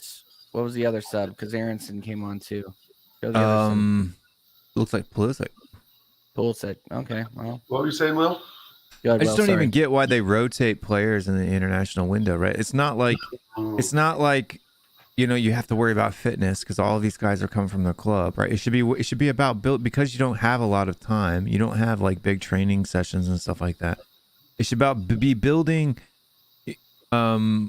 chemistry between your starting 11. Like I don't understand why we even we don't need to see people play. You can go watch them play week in and week out with their squads, right? I just don't get why Greg Berhalter likes to swap, invite 15 different new people every single window. Like, bro, right. It doesn't have to be a showcase every game. Yeah, I completely agree with that, and that's part of reason why I don't watch most of it, because there's never really been just a standard 11 until you were talking earlier, like with Clint Dempsey, the Brian McBrides, and so forth. That's when I even followed it more because I thought like those players had a lot more passion, and I don't know. There's something about I just don't feel connected to the U.S. team like I used to back then. I mean, I have a lot of because I guess my oldest son is kind of in the youth system at a significantly high level. I feel a little bit more connected to it. Yeah, for sure. Yeah. But so like if you're gonna rotate players in or find players in, what Greg Bolt, it's not like he's bringing in K Cow or any of the U20 kids to see who's can fit for the 2026 cycle, right? Like which is what he should be doing in these type of friendlies. If you're gonna make changes, those are the changes that you should be making. Finding the next star, next generational player that can come in and be a part. Not bringing in some no name from MLS or the second division of Serie A, right? Like, what's the point of doing that? No, I completely agree with that. I completely agree, and I just don't thinking back in the day, even with Landon Donovan and some of those players had so much player power, it's kind of like I thought some of the managers, even though they weren't the best, Bob Bradley, etc., Steve Arena, they at least have somewhat of a normal starting 11. Like you can kind of predict Donovan, Dempsey, etc. But I feel now, like you said, they're bringing in players from MLS and so forth, and it's just like let's take the youth of what we have and bring them up because they're already part of the system. I mean, it only makes sense. And I just, like I said, I've kind of disconnected from it for a while. Just disappointed. Like Trinidad Tobago, we blame the pitch, right? That kind of shit. Yeah. So, well, I mean, and I can understand like maybe in the summer window, right? Because people are moving, people want to focus on preseason on their clubs and stuff like that. But the season's going now, right? Like mid-season, mid-season international breaks. It should be about trying to be building your starting 11 to build cohesion because you don't get a lot of game time between the players that should be playing. Not looking and taking looks at people. Like, dude, you have scouts for that. You know what I mean? Like. Yeah, right. They take a look at this guy. Man, that's where I think just like what's the real standard anymore? Like I just don't know what direction the team's going. Well, I mean, like you take the World Cup squad, right? This is the squad that started and played in the World Cup. They didn't coming into that World Cup. You never saw the starting 11 play together, and then all of a sudden they're thrown into a competition and they're expected to do things when they haven't played together. Right. You could argue they outperformed based off of the predicament that they were in and the group that they were in and the manager that they had, right? Like Greg Berhalter is the worst manager that you could possibly choose out of MLS to coach the U.S. men's national team, right? And then they sack him and then they bring him back. It's just so dumb. I just don't know why we never really made a full play for Mourinho when he was out at United or Tottenham, either one of those jobs. I thought he'd be a great fit for the U.S. men's team. At least get some direction and have them well drilled for every match. What did you guys think of us being linked with Jesse Marsch? Like I was actually excited about that because at least we would see a little bit more. You'd see good football, right? Like he'd play attacking. I would rather see Jesse Marsch and I can understand Jesse Marsch at his age not necessarily wanting to take that role on yet, right? Because I think that he's a good enough manager that he can actually manage in Europe and not, like Greg Berhalter's never getting a job in Europe. Never. He's never getting a job for a Premier League club. So no, I think Jesse Marsch, that's a good shout, especially his experience with Leeds. Obviously, will stick out. Salzburg, Leeds, got fired, but right, Salzburg, especially so. Leipzig. Yeah, no, I think that's actually a decent shout. I mean, I still want top European pedigree, to really just reshape it and really have a solid 20-man squad and have someone with a pedigree of winning. I think every national team deserves that, especially if they're up.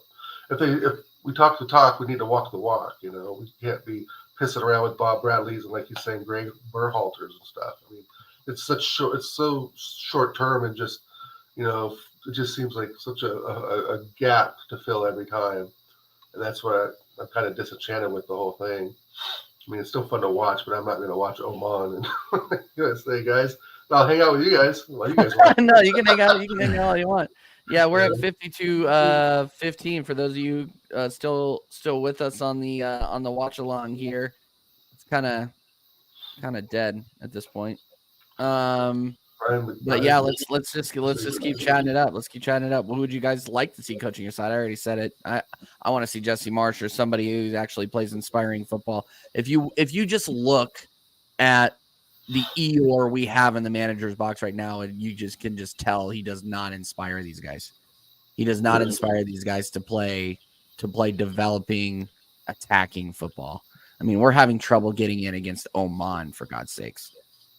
Like it's a travesty. Well, I just don't think that the players want to play with him, right? I don't think he's a manager that inspires the players. Do you look at Greg Berhalter and like, is this a guy that makes you want to run harder, train harder?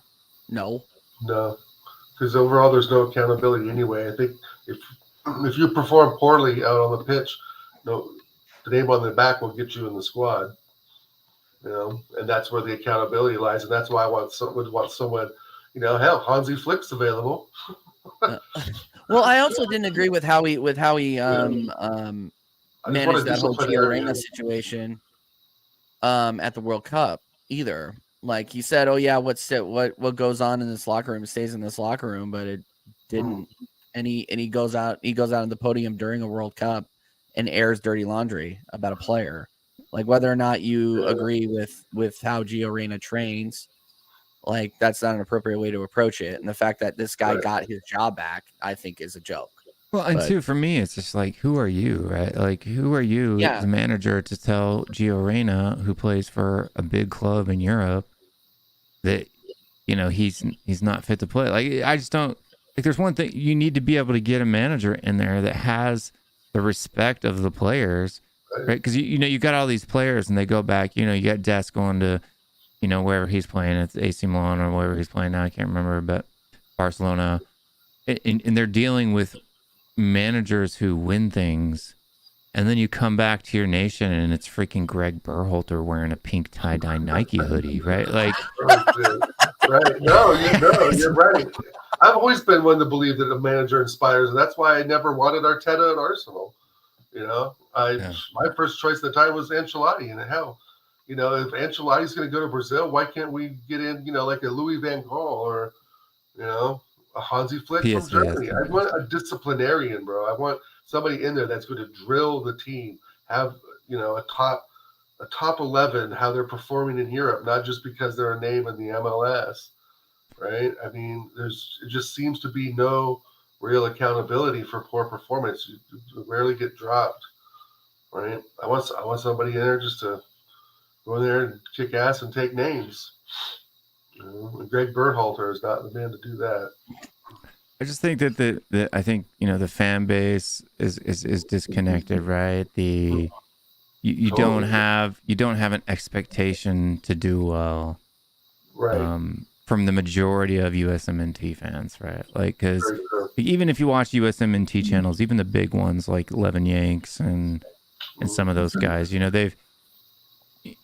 they're good channels and they have an expectation, but they're all Berhalter out because they see this, because they're fans of the game too. They watch regularly games in Europe and in those systems and stuff like that. But the guys that are sitting in there, they're just going in there to hang out with their kids and their wives on the night or whatever. They might like football or their kids playing it or doing whatever, and so they're just having a night out. But there's no expectation for us to be winning World Cups right now, like there is even with the women's team. Right. And even the federation, like USSF, is just a cluster in and of itself, man. Like, having a kid that plays in that system is it's just an absolute mess. And there's American arrogance in there too, because they think MLS is something that it's not, right? Like, right. I mean, Saudi's it's a farmers league. It's not. Saudi's just proved it's a retirement. Yeah, I mean, the MLS, TJ, or Saudi? Yes. So MLS isn't as much of a retirement league as it used to be, right? It used to, definitely when we first started out, those I can't remember what they call those players, but the exceptions that they make for the salary cap and stuff like that. The Bosman, was it the Bosman? Oh, the designated. The designated players.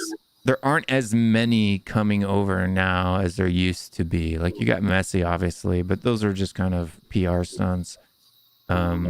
But the players that are coming over tend to be younger and tend to be, guys that are trying to build a career or relationship for themselves. And same with the American guys playing in that league. But like, MLS has sold, especially clubs like Philadelphia Union and FC Dallas and Seattle Sounders have sold, Kansas City have sold a lot of players into Europe in the last, 5 years. And that needs to happen more, and the USSF makes it really hard. The MLS makes it hard, and if they're not learning from the failures of Mexico on how that can destroy not only your domestic league but also your national team, I don't know where else you can look, because Mexico, they've kept their players from going overseas, and now there's a stagnation in the development, and it's. It's not good. Yeah, I mean, if I'm a player, I'm an American player, my goal is to get to Europe at all costs. Well, that should be. At I all think costs. that should I be don't the care if I have to goal play of. for Moldy or somebody, or third division in England. It doesn't matter, man. My thing is to get to Europe. You were saying, TJ? No, that should be the goal of the U.S. Federation as a whole is to send these kids out to high level competitions. Well, they block solidarity payments, right? So, for example, you have all these pay-to-play clubs in the United States. So normally, if you go into the European system, if a kid comes through, say you're Portsmouth or whatever, and a kid comes through your academy, ends up getting sold to Tottenham, you get a solidarity payment. And when that person gets sold on, somebody, let's take Gareth Bale in his career, right? His youth club, Cardiff or whatever, gets a payment every single time he's sold. They get a chunk of that cash.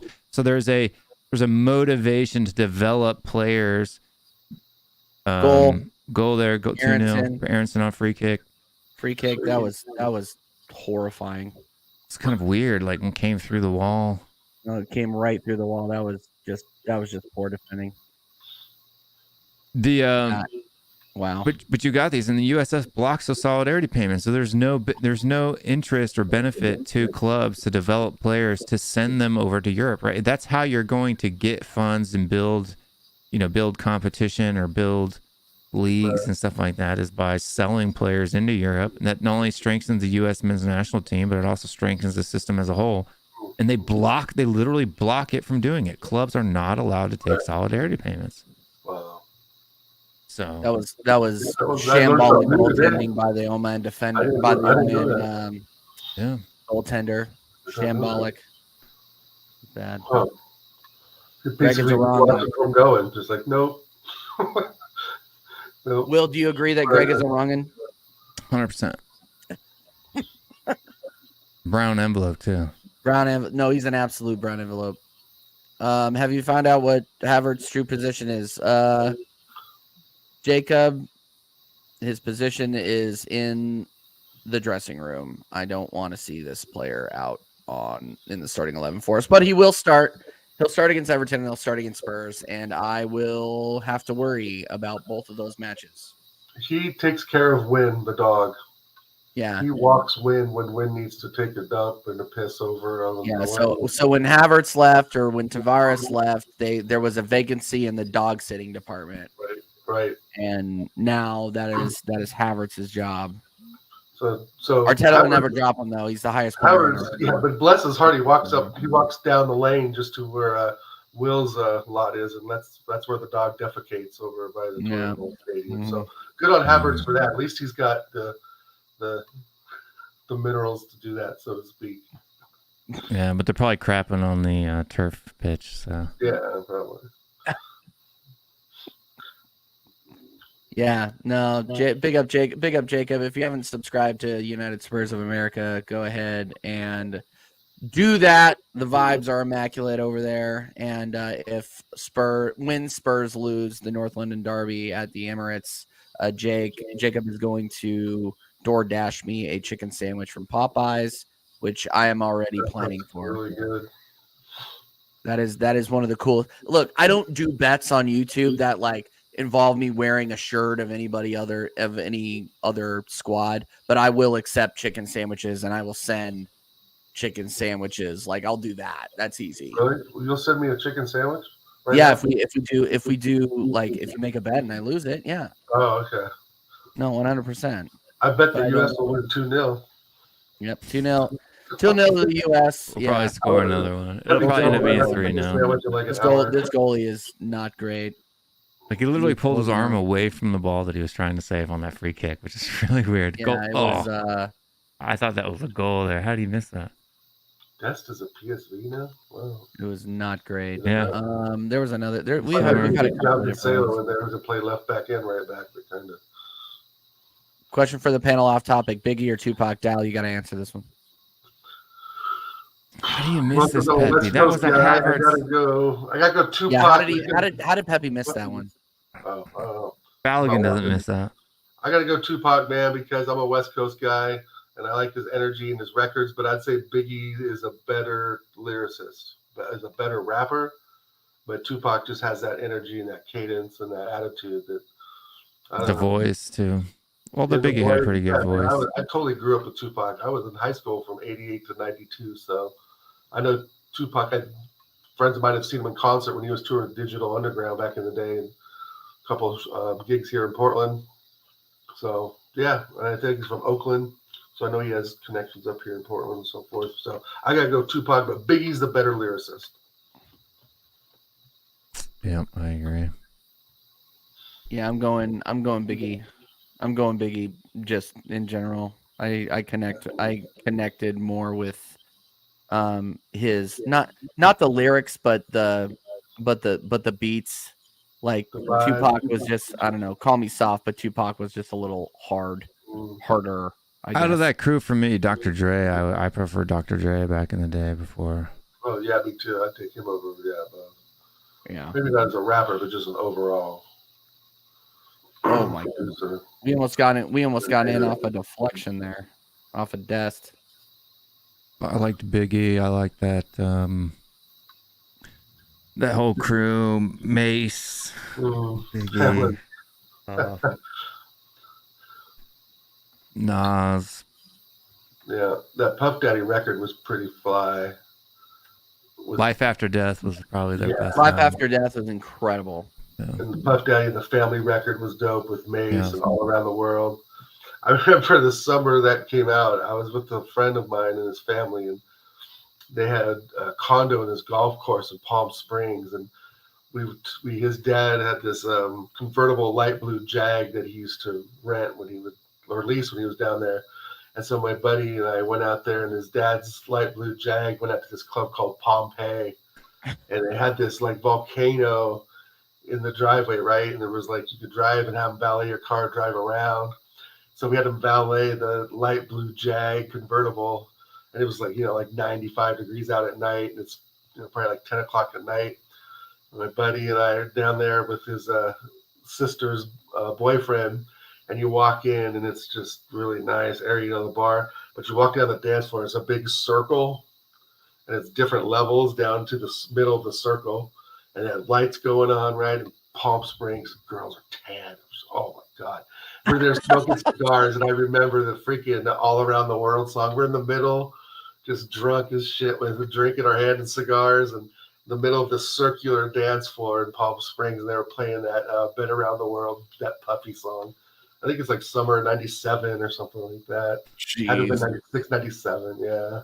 Yeah. So you're a little bit older than me. So I was rocking the club world in the 2001 era. So for us, it was yeah, going to South Padre Island for spring break and stuff like that, and it was Cisco and the Thong Song, and the Coast Guard down there. It's getting hot in here and all that stuff. Yeah, so. I hit South Padre in 2009 is when I did that. Gotcha. Yeah. 2000, 2001. That would have been a wild club scene back then too. Oh yeah, that was the best time, dude. The Nelly. Oh yeah, that was so much fun. Yeah. I was definitely drinking until I couldn't stand up on weekends back then. 100%. I was in the Air Force at the time, so. Oh wow.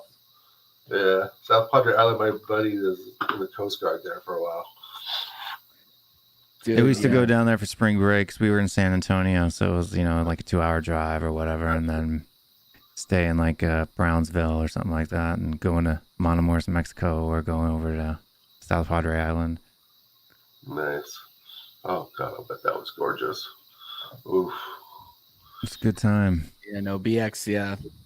Yes. They were, I mean, yeah. raves are still going on. I don't think those things ever died.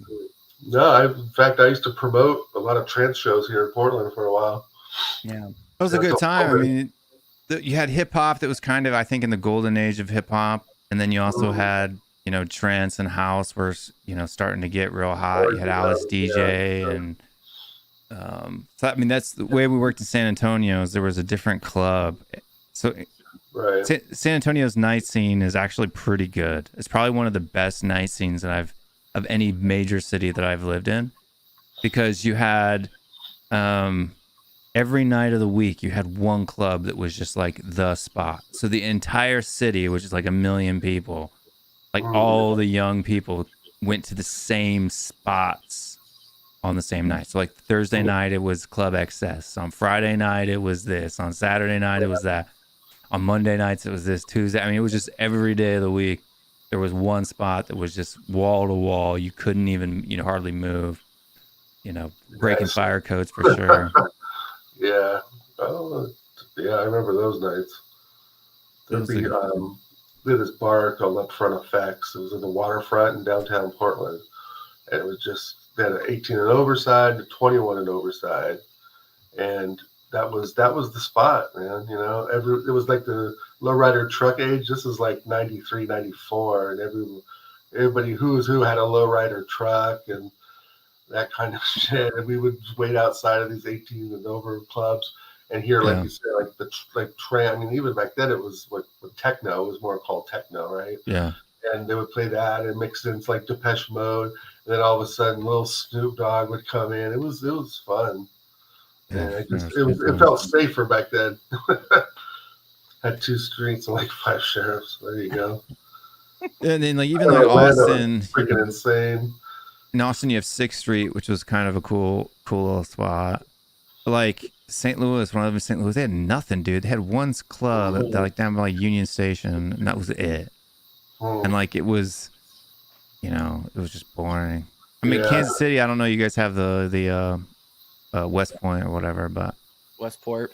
That's always like old people. It's like people in their mid-30s going out there to drink on I mean, at least when I was there, it was like that. I don't know how it is now, but well, I'm too old. I'm too old to go down there now. I used to host karaoke down there like 5 years ago before COVID hit or whatever. And it's getting gentrified now to the point where I don't even recognize it. But Buzzard Beach is still down there though. And in Korea, dude, when I went to Korea, when I got stationed in Korea, the nightlife there is insane, bro. Absolutely insane. My daughter went there a couple of years ago. Best nightlife in the world, dude. I'm telling you. Bet. Because they don't have any drinking limits, right? So we would start drinking at 8 p.m. and we finish at 8 a.m., bro. Like it was bad. Oh yeah, I'm sure in the military, hell yeah. So it was bad times. The way we used to do it too is we always used to save up. So we worked 12-hour shifts, 3 on, 3 off. So we had a mini break where there's like a bunch of these bars. I mean, just bars for a whole entire length of the street, right outside the base. And we would do that during the weekdays. But then on the weekends, on our 3-day break, we would all go up to Seoul. So we would all pitch in. Like the pot was $250 a piece. And we would give all of that money to one guy. So there was 5 of us. So we would pull up. So one guy was the high roller for the weekends. When we go into clubs, we were getting VIP. We were buying bottles, doing all this stuff. So that guy looked like a high roller, right? Because he's just got this wad of cash in his hand. And he's just, buying this, buying that. And that draws in the ladies. And then the buddies who he's hanging out with get the leftovers. The buddy definitely draws in the ladies for sure. Yeah. So, I mean, it was just what a time to be alive. You had to be, it's like explaining this stuff now to some of like the younger crowd. I mean, I know they have nightclubs and stuff, but they're different now. Like back then, there was sort of a freedom in those places. Like you could, like throwing money. It wasn't always like seen as disrespectful from somebody else. People, if you were the guy of the hour, you'd invited everybody for drinks, right? And it's kind of just, I don't know. I don't feel like it's really like that now. And I think that's due to COVID and people just weary of each other now. And I don't know. I don't know, more of a sports bar scene. I haven't been to a nightclub, I don't think, in a while. But God, I don't remember the last time I went to a nightclub.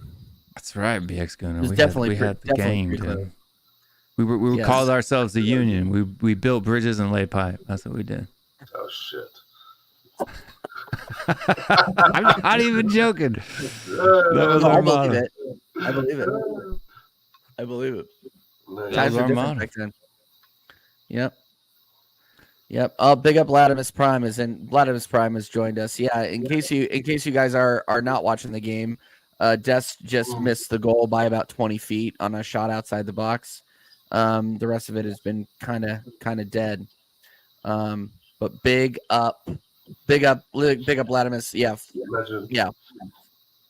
The shooter Balogun. Arteta, open your damn ass. No, I agree, Latimus. He's better than Eddie. Yep. How are Chelsea doing? Let me know. Let me know how Chelsea are doing. Don't jump, Latimus. Don't jump. It'll be okay. Big up Latimus Prime every single time. Watch that Newcastle too, dude. What I don't get is a lot of the YouTube channels out there, more on the happy clapper side, are still bigging up, like acting like Man United and Newcastle are like definitely in this top 4 talk. Like what have you seen this season so far that tells you that you've got to be hoping on a dream, right? I think Newcastle are in more of a position to still be there than United are. United only because of the teams they played, shown right? That they offer anything. Yeah, I know exactly. That's what I'm saying. Yeah, I agree. I agree with all of this. Yeah, make sure that you are smashing the likes up, everybody, throughout. If you're watching this on playback and you're still watching, why haven't you smashed the like yet? Give me a break.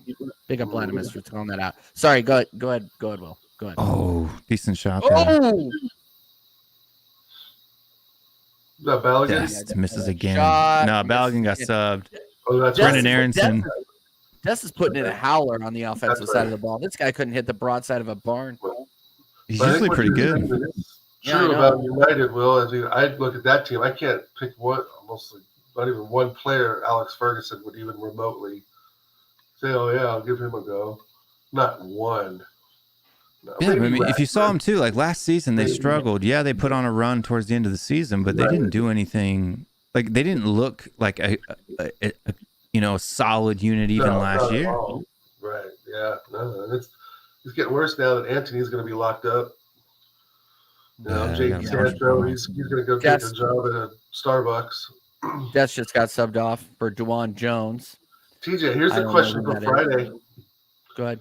Would you bring Jadon Sancho in? Yes, as a backup to Saka. Yeah, of course, of course I would. Yeah, me too. Like, is that? Yeah, people were actually. I didn't watch the entire show. Did people actually ask that? I think it's been kind of going around on Twitter.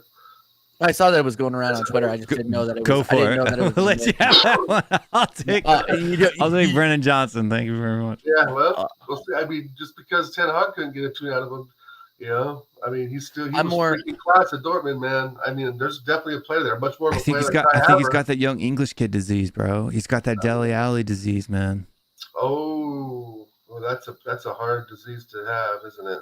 That takes a lot of therapy, a lot of drug abuse. That takes a lifetime for Turkey. I think you'd be singing a different tune though, Will, if he was coming to Tottenham, possibly. I don't think Sancho has a drug problem. I think he has mental. Yeah, but I don't think Dele Alli necessarily had a drug. He had a sleeping pill problem, I guess. But Dele Alli, you can actually physically see. You could actually phically see it on his body that he was. But Jed Spence has it, right? Jed Spence has it. I think Sancho has it. I think that's one of the reasons why Bellingham didn't want to come back to England, right? Like to stay away from that crowd. You know what I mean? Yeah. And right.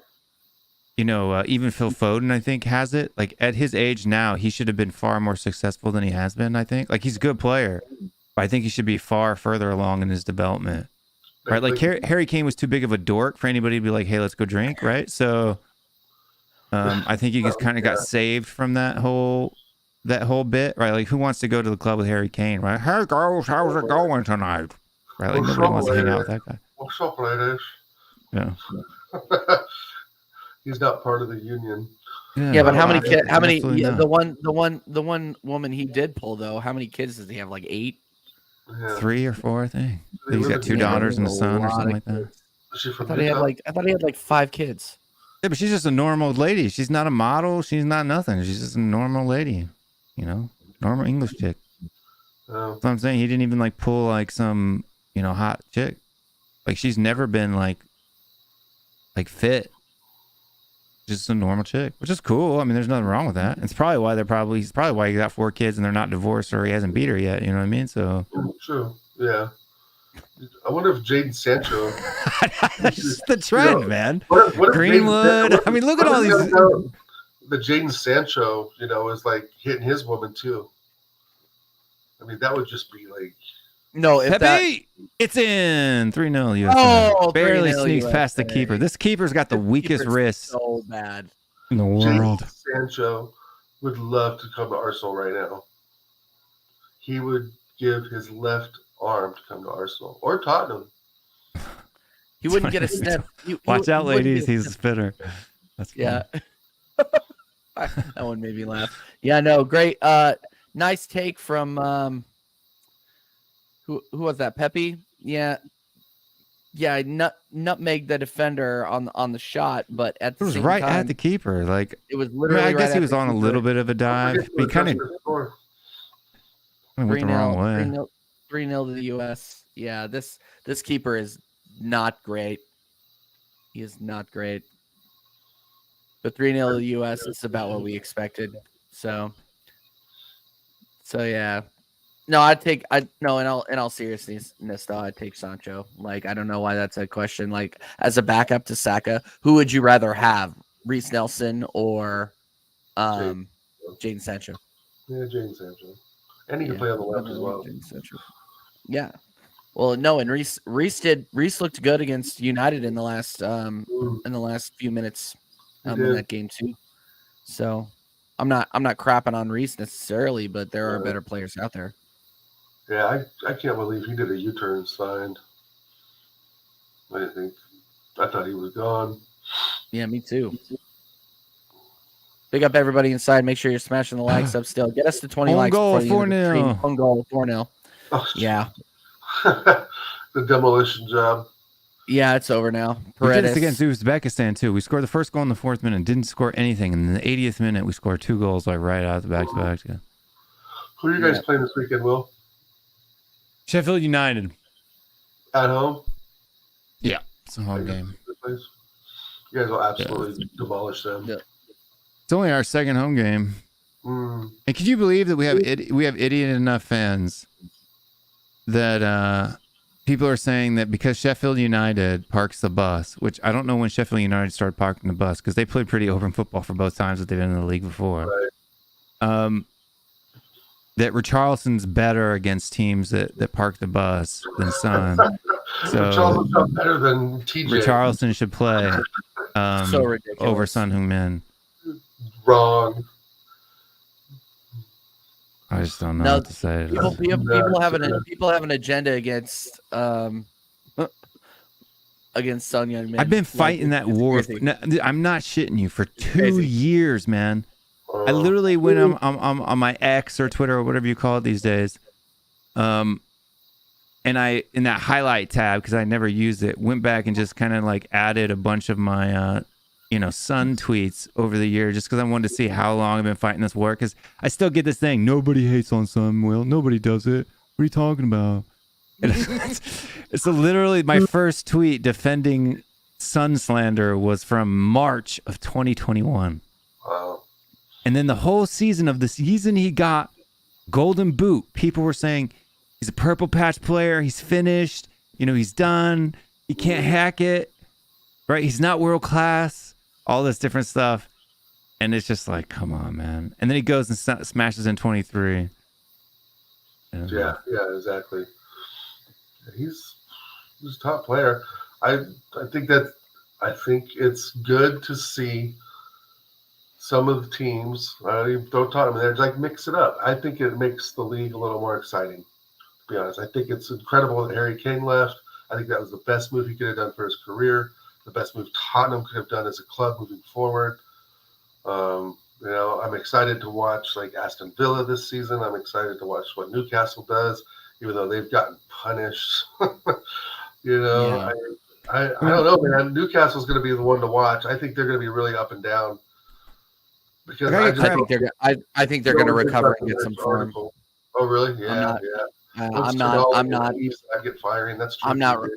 I'm not writing off Newcastle United. Like, See, I think what will in happen this is with Newcastle is I think that they'll get an easy run, right? And they'll start to put together some results. They'll start to get some clean sheets, and stuff like that. And it'll look. And then once they get into that part of the season again, where they have to start playing actual teams like they're having to play right now, they'll fall apart just like they did last season towards the end. You know what I mean? So, and the thing is, the difference between Newcastle this season and last season is last season they weren't conceding goals, right? Like they were conceding less than 1 goal a game. You know what I mean? So, in this season, that's not the case. Yeah. I mean, they annihilated Aston Villa, but I mean, Brighton tore them a new one. That was. Yeah, and then Brighton goes and gets torn by West Ham. Like it's West Ham's been a surprise to me. Yeah, I think they spent the money well. They spent the Rice money pretty well. I mean, you know, James Ward-Prowse is a solid player. Who got manager of the month? Oh, McKinney, you bum! McKinney, you are a fraud. Manager of the How month? do you miss that, dude? That's Pepe. It should be like 7-0 right now. Des wasted a shot. Yeah. Walk away smiling. You absolute waste. McKinney's another one who, once he got his move to Juve, has like his first season at Juve. Oh my god. Slow that down. It looks worse. Getting to Juve in his first year at Juve, he tried hard. He played really hard because I think he wanted to make it. But I think then he got full of himself, and he's just not. That first season at Juve, I thought he was pretty good. Yeah. I mean, he did all right in the World Cup, I think. I think he was pretty decent in the World Cup. But again, that probably, because it's the World Cup, it was his first World Cup. He kind of felt that fire in his belly. But when he comes back lately, the past year, when he comes back for international break, it just seems like he's so cocky and full of himself. He's just not trying hard. Yeah. This is fake news, Tony. I don't think Son's actually injured. Yeah, he wasn't injured. It's fake news. He actually played today. In fact, he got shot. He got the crap kicked out of him in the box, and they didn't even call it a penalty. Like literally, a guy slide tackles and sweeps, takes both legs out from underneath him in the box, and the referee doesn't give a penalty. Like it was the most blatant penalty I've ever seen in my life.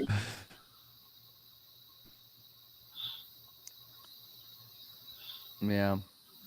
I want to see Forrest too, Tony. Watch more of Forrest. Oh.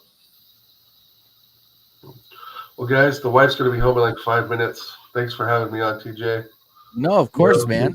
Good talking with you, Will. Yeah. Good talking with you. 4-0. We'll see you on. Yep, 4-0 over Oman. We got about 5 minutes left in this match, probably. Dal, are you excited about Friday? Yeah.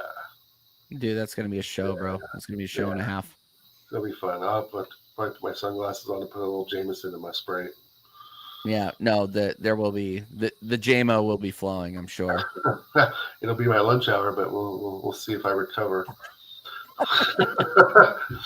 No, my check-in's usually like 10 in the morning, so that's usually like a 15-minute, Teams check-in with my manager. But other than that, who cares? It'll be fun. It'll be peak, as the wise one says. It'll be peak. Yeah. So, all right, by the way, oh yeah. All right. No, by the way, I started watching Top Boy, and it is incredible. Oh yeah. Did you watch Football Factory yet? I have not watched Football Factory yet. I'm so sorry. Yeah, no, Top Boy's pretty fucking amazing, huh? Dude, it's a good show. It's intense. Yeah, it's very intense. Yeah. All right, guys. But big up, Cal. We'll see you later, brother. Later, man. Take care, guys. Cheers. Take it easy. USA. Yeah. Who do you guys play this weekend? We play Everton away. You better win that. Well, we haven't won there in 7 years. You better win this season, dude. They are dog trash, dude. Have they even won a game? No, they haven't. They lost their first 3 and then they drew to Sheffield. So it'll be absolutely peak if we lose to them or draw to them, and then we have to go and then we have to play you guys, which I'm confident that we'll win. I'm confident that we'll beat you guys, but like I wasn't as confident as I was like at the beginning of the season. You know what I mean? Yeah, so right now I'm sitting on a draw. I think that we can beat you. Like if we play like we've been playing, we can beat you. But I think we could lose as well, right? It just depends, because especially with the North London Derby, form goes out the window 100%. Yep. And then,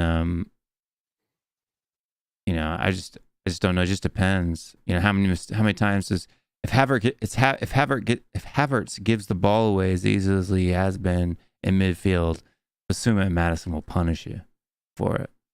Yeah. Especially with Party not being there to cover for him, although he's been playing, right back or whatever for most of the time. No, we've been playing a back three. He's not playing right back. He's just inverting and never coming back. We've been playing a back three during those matches, but we'll play a back four against you a lot, I bet. Yeah. We'll play the same. We'll play pretty much like insert Rice, remove Party. And insert Havertz instead of Xhaka. It'll pretty much be the same starting 11 that you saw last season. Yeah, if I was you, I'd be hoping for Jorginho instead of. No, I cannot believe I'm saying this. I want Vieira. Really? Vieira and Odegaard. He's so small, dude. Odegaard. Sumo will beat the snot out of him. I think that we need that creative. We need more creative. Do you really though? We play such a high line that all you got to do is really just lump it into space and just beat us. Just use Martinelli to sack his speed to beat and really put pressure on our fullbacks where we're kind of weak. Like Saka's going to have a hard time with the Doji, but US I think Martinelli here onside. That was a poor cross. What is that? What was that cross? Yeah, I don't know. So there are two things that I want to see. I mean, I would be okay. So I just don't want to see Havertz start. Like this guy has been so bad, and he's getting chance after chance after chance after chance. Where Vieira has been coming on and putting in performances, like, and I'm not somebody that like. I would like me 3 months ago, like advocating for, like if myself 3 months ago saw myself advocating for Fabio Vieira to start, I'd probably like. Past TJ would choke, future TJ, but seeing what I've seen and knowing what I know, he looks good. So way better than Havertz. Not that that's an accurate comparison, but if we are going to play two number 8s, then we need to be playing Havertz and Odegaard. If we are going to go, with 2 CDMs, 2 number 6s, then we go Rice and Jorginho. But yeah, or even play Rice up there, Who knows? I don't know if we're gonna play a 4-3-3, then yeah. Then I'm should totally be a fun game though, because we'll both come at each other. So. Oh yeah, no, it's gonna be. I think it's gonna be high scoring. I think it's gonna be great. Like a 4-4 draw would be amazing. Could you imagine that game? It'd be nuts. I don't think my heart could take it. It's the thing. We had 2 minutes of added time. By the way, we're not paying attention to this anymore because It's been a drubbing, and the U.S. really didn't look that good, if we're being honest. Yeah, Richarlison. Second half, I think got boring. The first half they looked all right. They were putting some pressure. Second half got boring, and then it picked up towards the end, which we always do. But it's like watching England versus Montenegro, right? Like, and they're winning like 6-0. It's boring. Just based off of the fact, just the pure quality in the teams, there was like a huge gap there. It'll be like Titans in the NLD. I am just so nervous. I am so nervous for that. I'm not even gonna lie. Like I'm confident that we can win, but if we lose, it is gonna be a long couple of weeks, months. Oh, it'll be so great. Stefan better disappear. That's all I'm saying. No, Stefan will take down his YouTube. All right. Final time. US defeats Oman 4-0. In your face, Minerals. In your face. Just dropping a lot. Thanks. Yeah, no own goal for our center back, Minerals. Appreciate it. Yeah, no own goal. No own goal. Big up, Diego. Thanks for dropping a like, my friend. See you around. Yeah. Take what I took from that game. Not very much. Not very much. Yeah, why don't we get to play somebody good, man? We do? Oh, well, I guess not. We always the majority of our match, like we'll play a good team every now and again, but the majority of the matches that we play are all like bottom, 50 and lower in FIFA rankings. Yeah. 90% of the time, it's. I'm gonna look. I'm looking up the schedule right now. So we play German our next international, and we will do a live stream for this one. Is US versus Germany on October 14th, 2 p.m.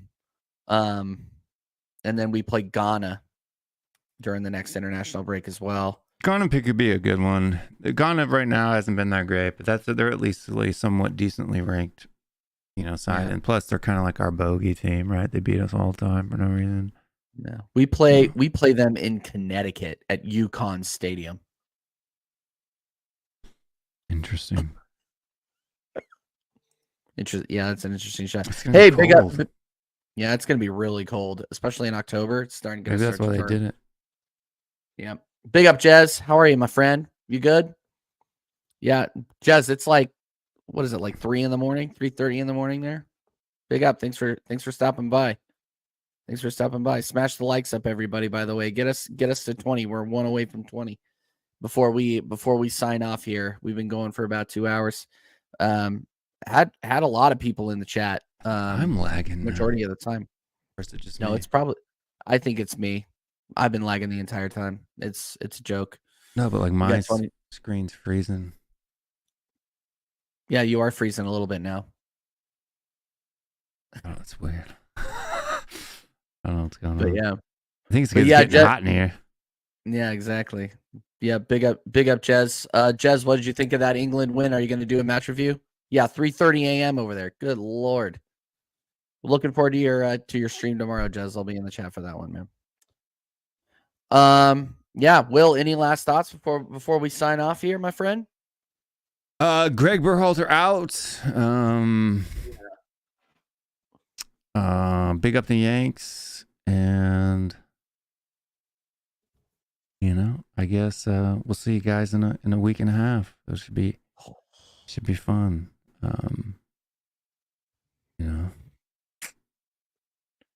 That's it, really. That's it. All right. Well, what do you got? I got Des needs to figure out how to hit the net. So does McKinney. Otherwise, we're going to be we're going to struggle in CONCACAF, let alone any other European competition that we play. I think we will beat Germany though at home. I am positive of that actually. But yeah, Berhalter out. I can't stand him.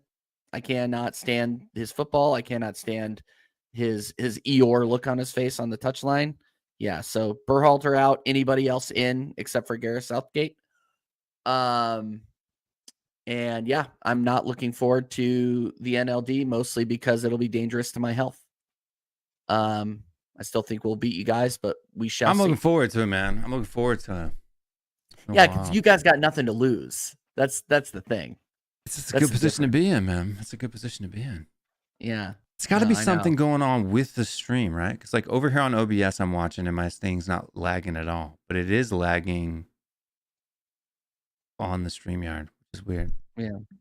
Yeah. TJ, you won 4-0. I know we won 4-0, but the difference is the quality of the opponent and the type of football that I saw. I mean, Oman scored on themselves almost twice. And the keeper was really bad. Keeper was really bad. Keeper. Like we might have still won. Like if they had a good keeper and they didn't get that own goal, we might have won like 1 or 2-0. Yeah. But the Aronson free kick showed you all you needed to know about the level of our competition. It was horrifying. So yeah, it was. Yeah, I mean, deflection. But the thing was, is the goalkeeper had his arm like this and then pulled it back and then missed the ball. It's like. Okay.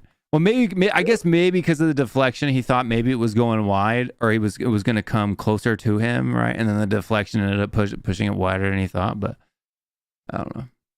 Yeah, I don't know. I'm not gassing it. I'm just not gassing that one up, man. I'm just not. We'll see how we do against Germany in October. Can't wait till Copa America. That's gonna be great. Copa America is gonna be incredible. It's gonna be incredible football. Then I can come out with chest. And I'm gonna tell you right now, if we don't make a semifinal of the Copa America, Berhalter needs to get the sack straight away. I still 100%. Think he needs to get the sack now. The fact that we hired him back at Jean Pollock. They won't sack him now, right? But if he doesn't get a semifinal in the Copa America, because that was the last time we were in the Copa America, we got to the semifinal. He doesn't get at least to a semifinal in the Copa America, the dude's got to go for real. Yeah. We should be reaching a final of that, I think, Copa America. I agree. Wolfang says you can step up your game. You got a talented squad. Yeah, I'm not worried about the squad. It's the management that I'm worried about. 100%. Well, I'm worried a little bit about the squad. Our midfield is meh. McKinney is just, he's not it for me. He just really isn't. I mean, he's got his moments, but I think the players too. I think the fact that we're not playing any big teams, I think takes a little bit of the passion out of it for the players too, the seriousness, right? Yeah. When you're playing in CONCACAF and you're always playing teams that you're going to smash 3 or 4-0 all the time, and when you're playing friendlies against teams that are at the same level as CONCACAF, it's almost like we're Rocky Balboa in Rocky 3, right? Before he fights, Mr. T, where it's kind of like set up matches, right? Where it's, it's like we're a paper champion. We don't ever really put ourselves to the challenger, the hungry, the bigs, Yeah. But I don't know. So if you're a player, you can't really get yourself. I mean, can you really, if you're in that locker room before tonight's game, are you really hyping yourself up to go play fucking Oman? Right? Like, no, you're not, right? No, it's like at this point you're taking bets in the changing room about how many goals you're gonna score, right? Like, I got 2, no, I'm gonna get 2, right? Like, that's the kind of attitude, Clever Lang.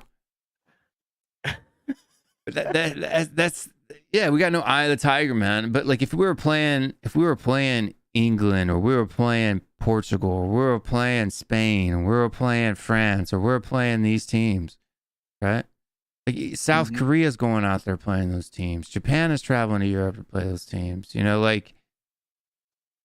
South Korea's played Brazil twice in friendlies in the last year and a half, right? When was the last time you seen us play Brazil?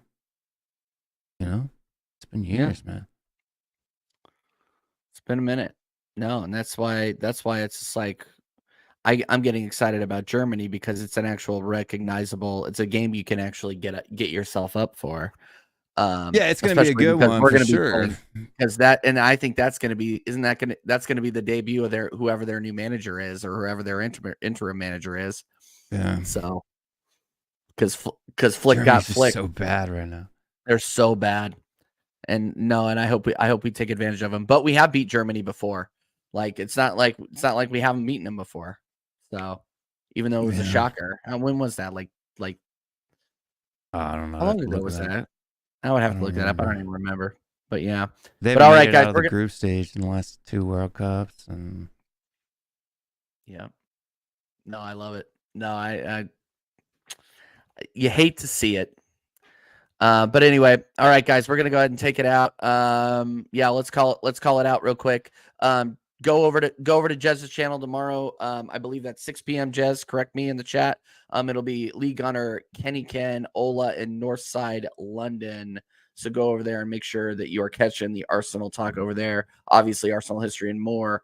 One of our partner channels here at TJ Warren TV. If you are watching this on playback, make sure you're smash like. If you're watching it right now, because there are 20 inside, make sure you have smashed the like. We will be back on Thursday with Ola and our new show called Let's Be Real. It's the Let's Be Real podcast with me and Connor. It's the new rebranded midweek show here. And then we will have Lee Gunner on the American Idiot Show at 7 p.m. on Friday.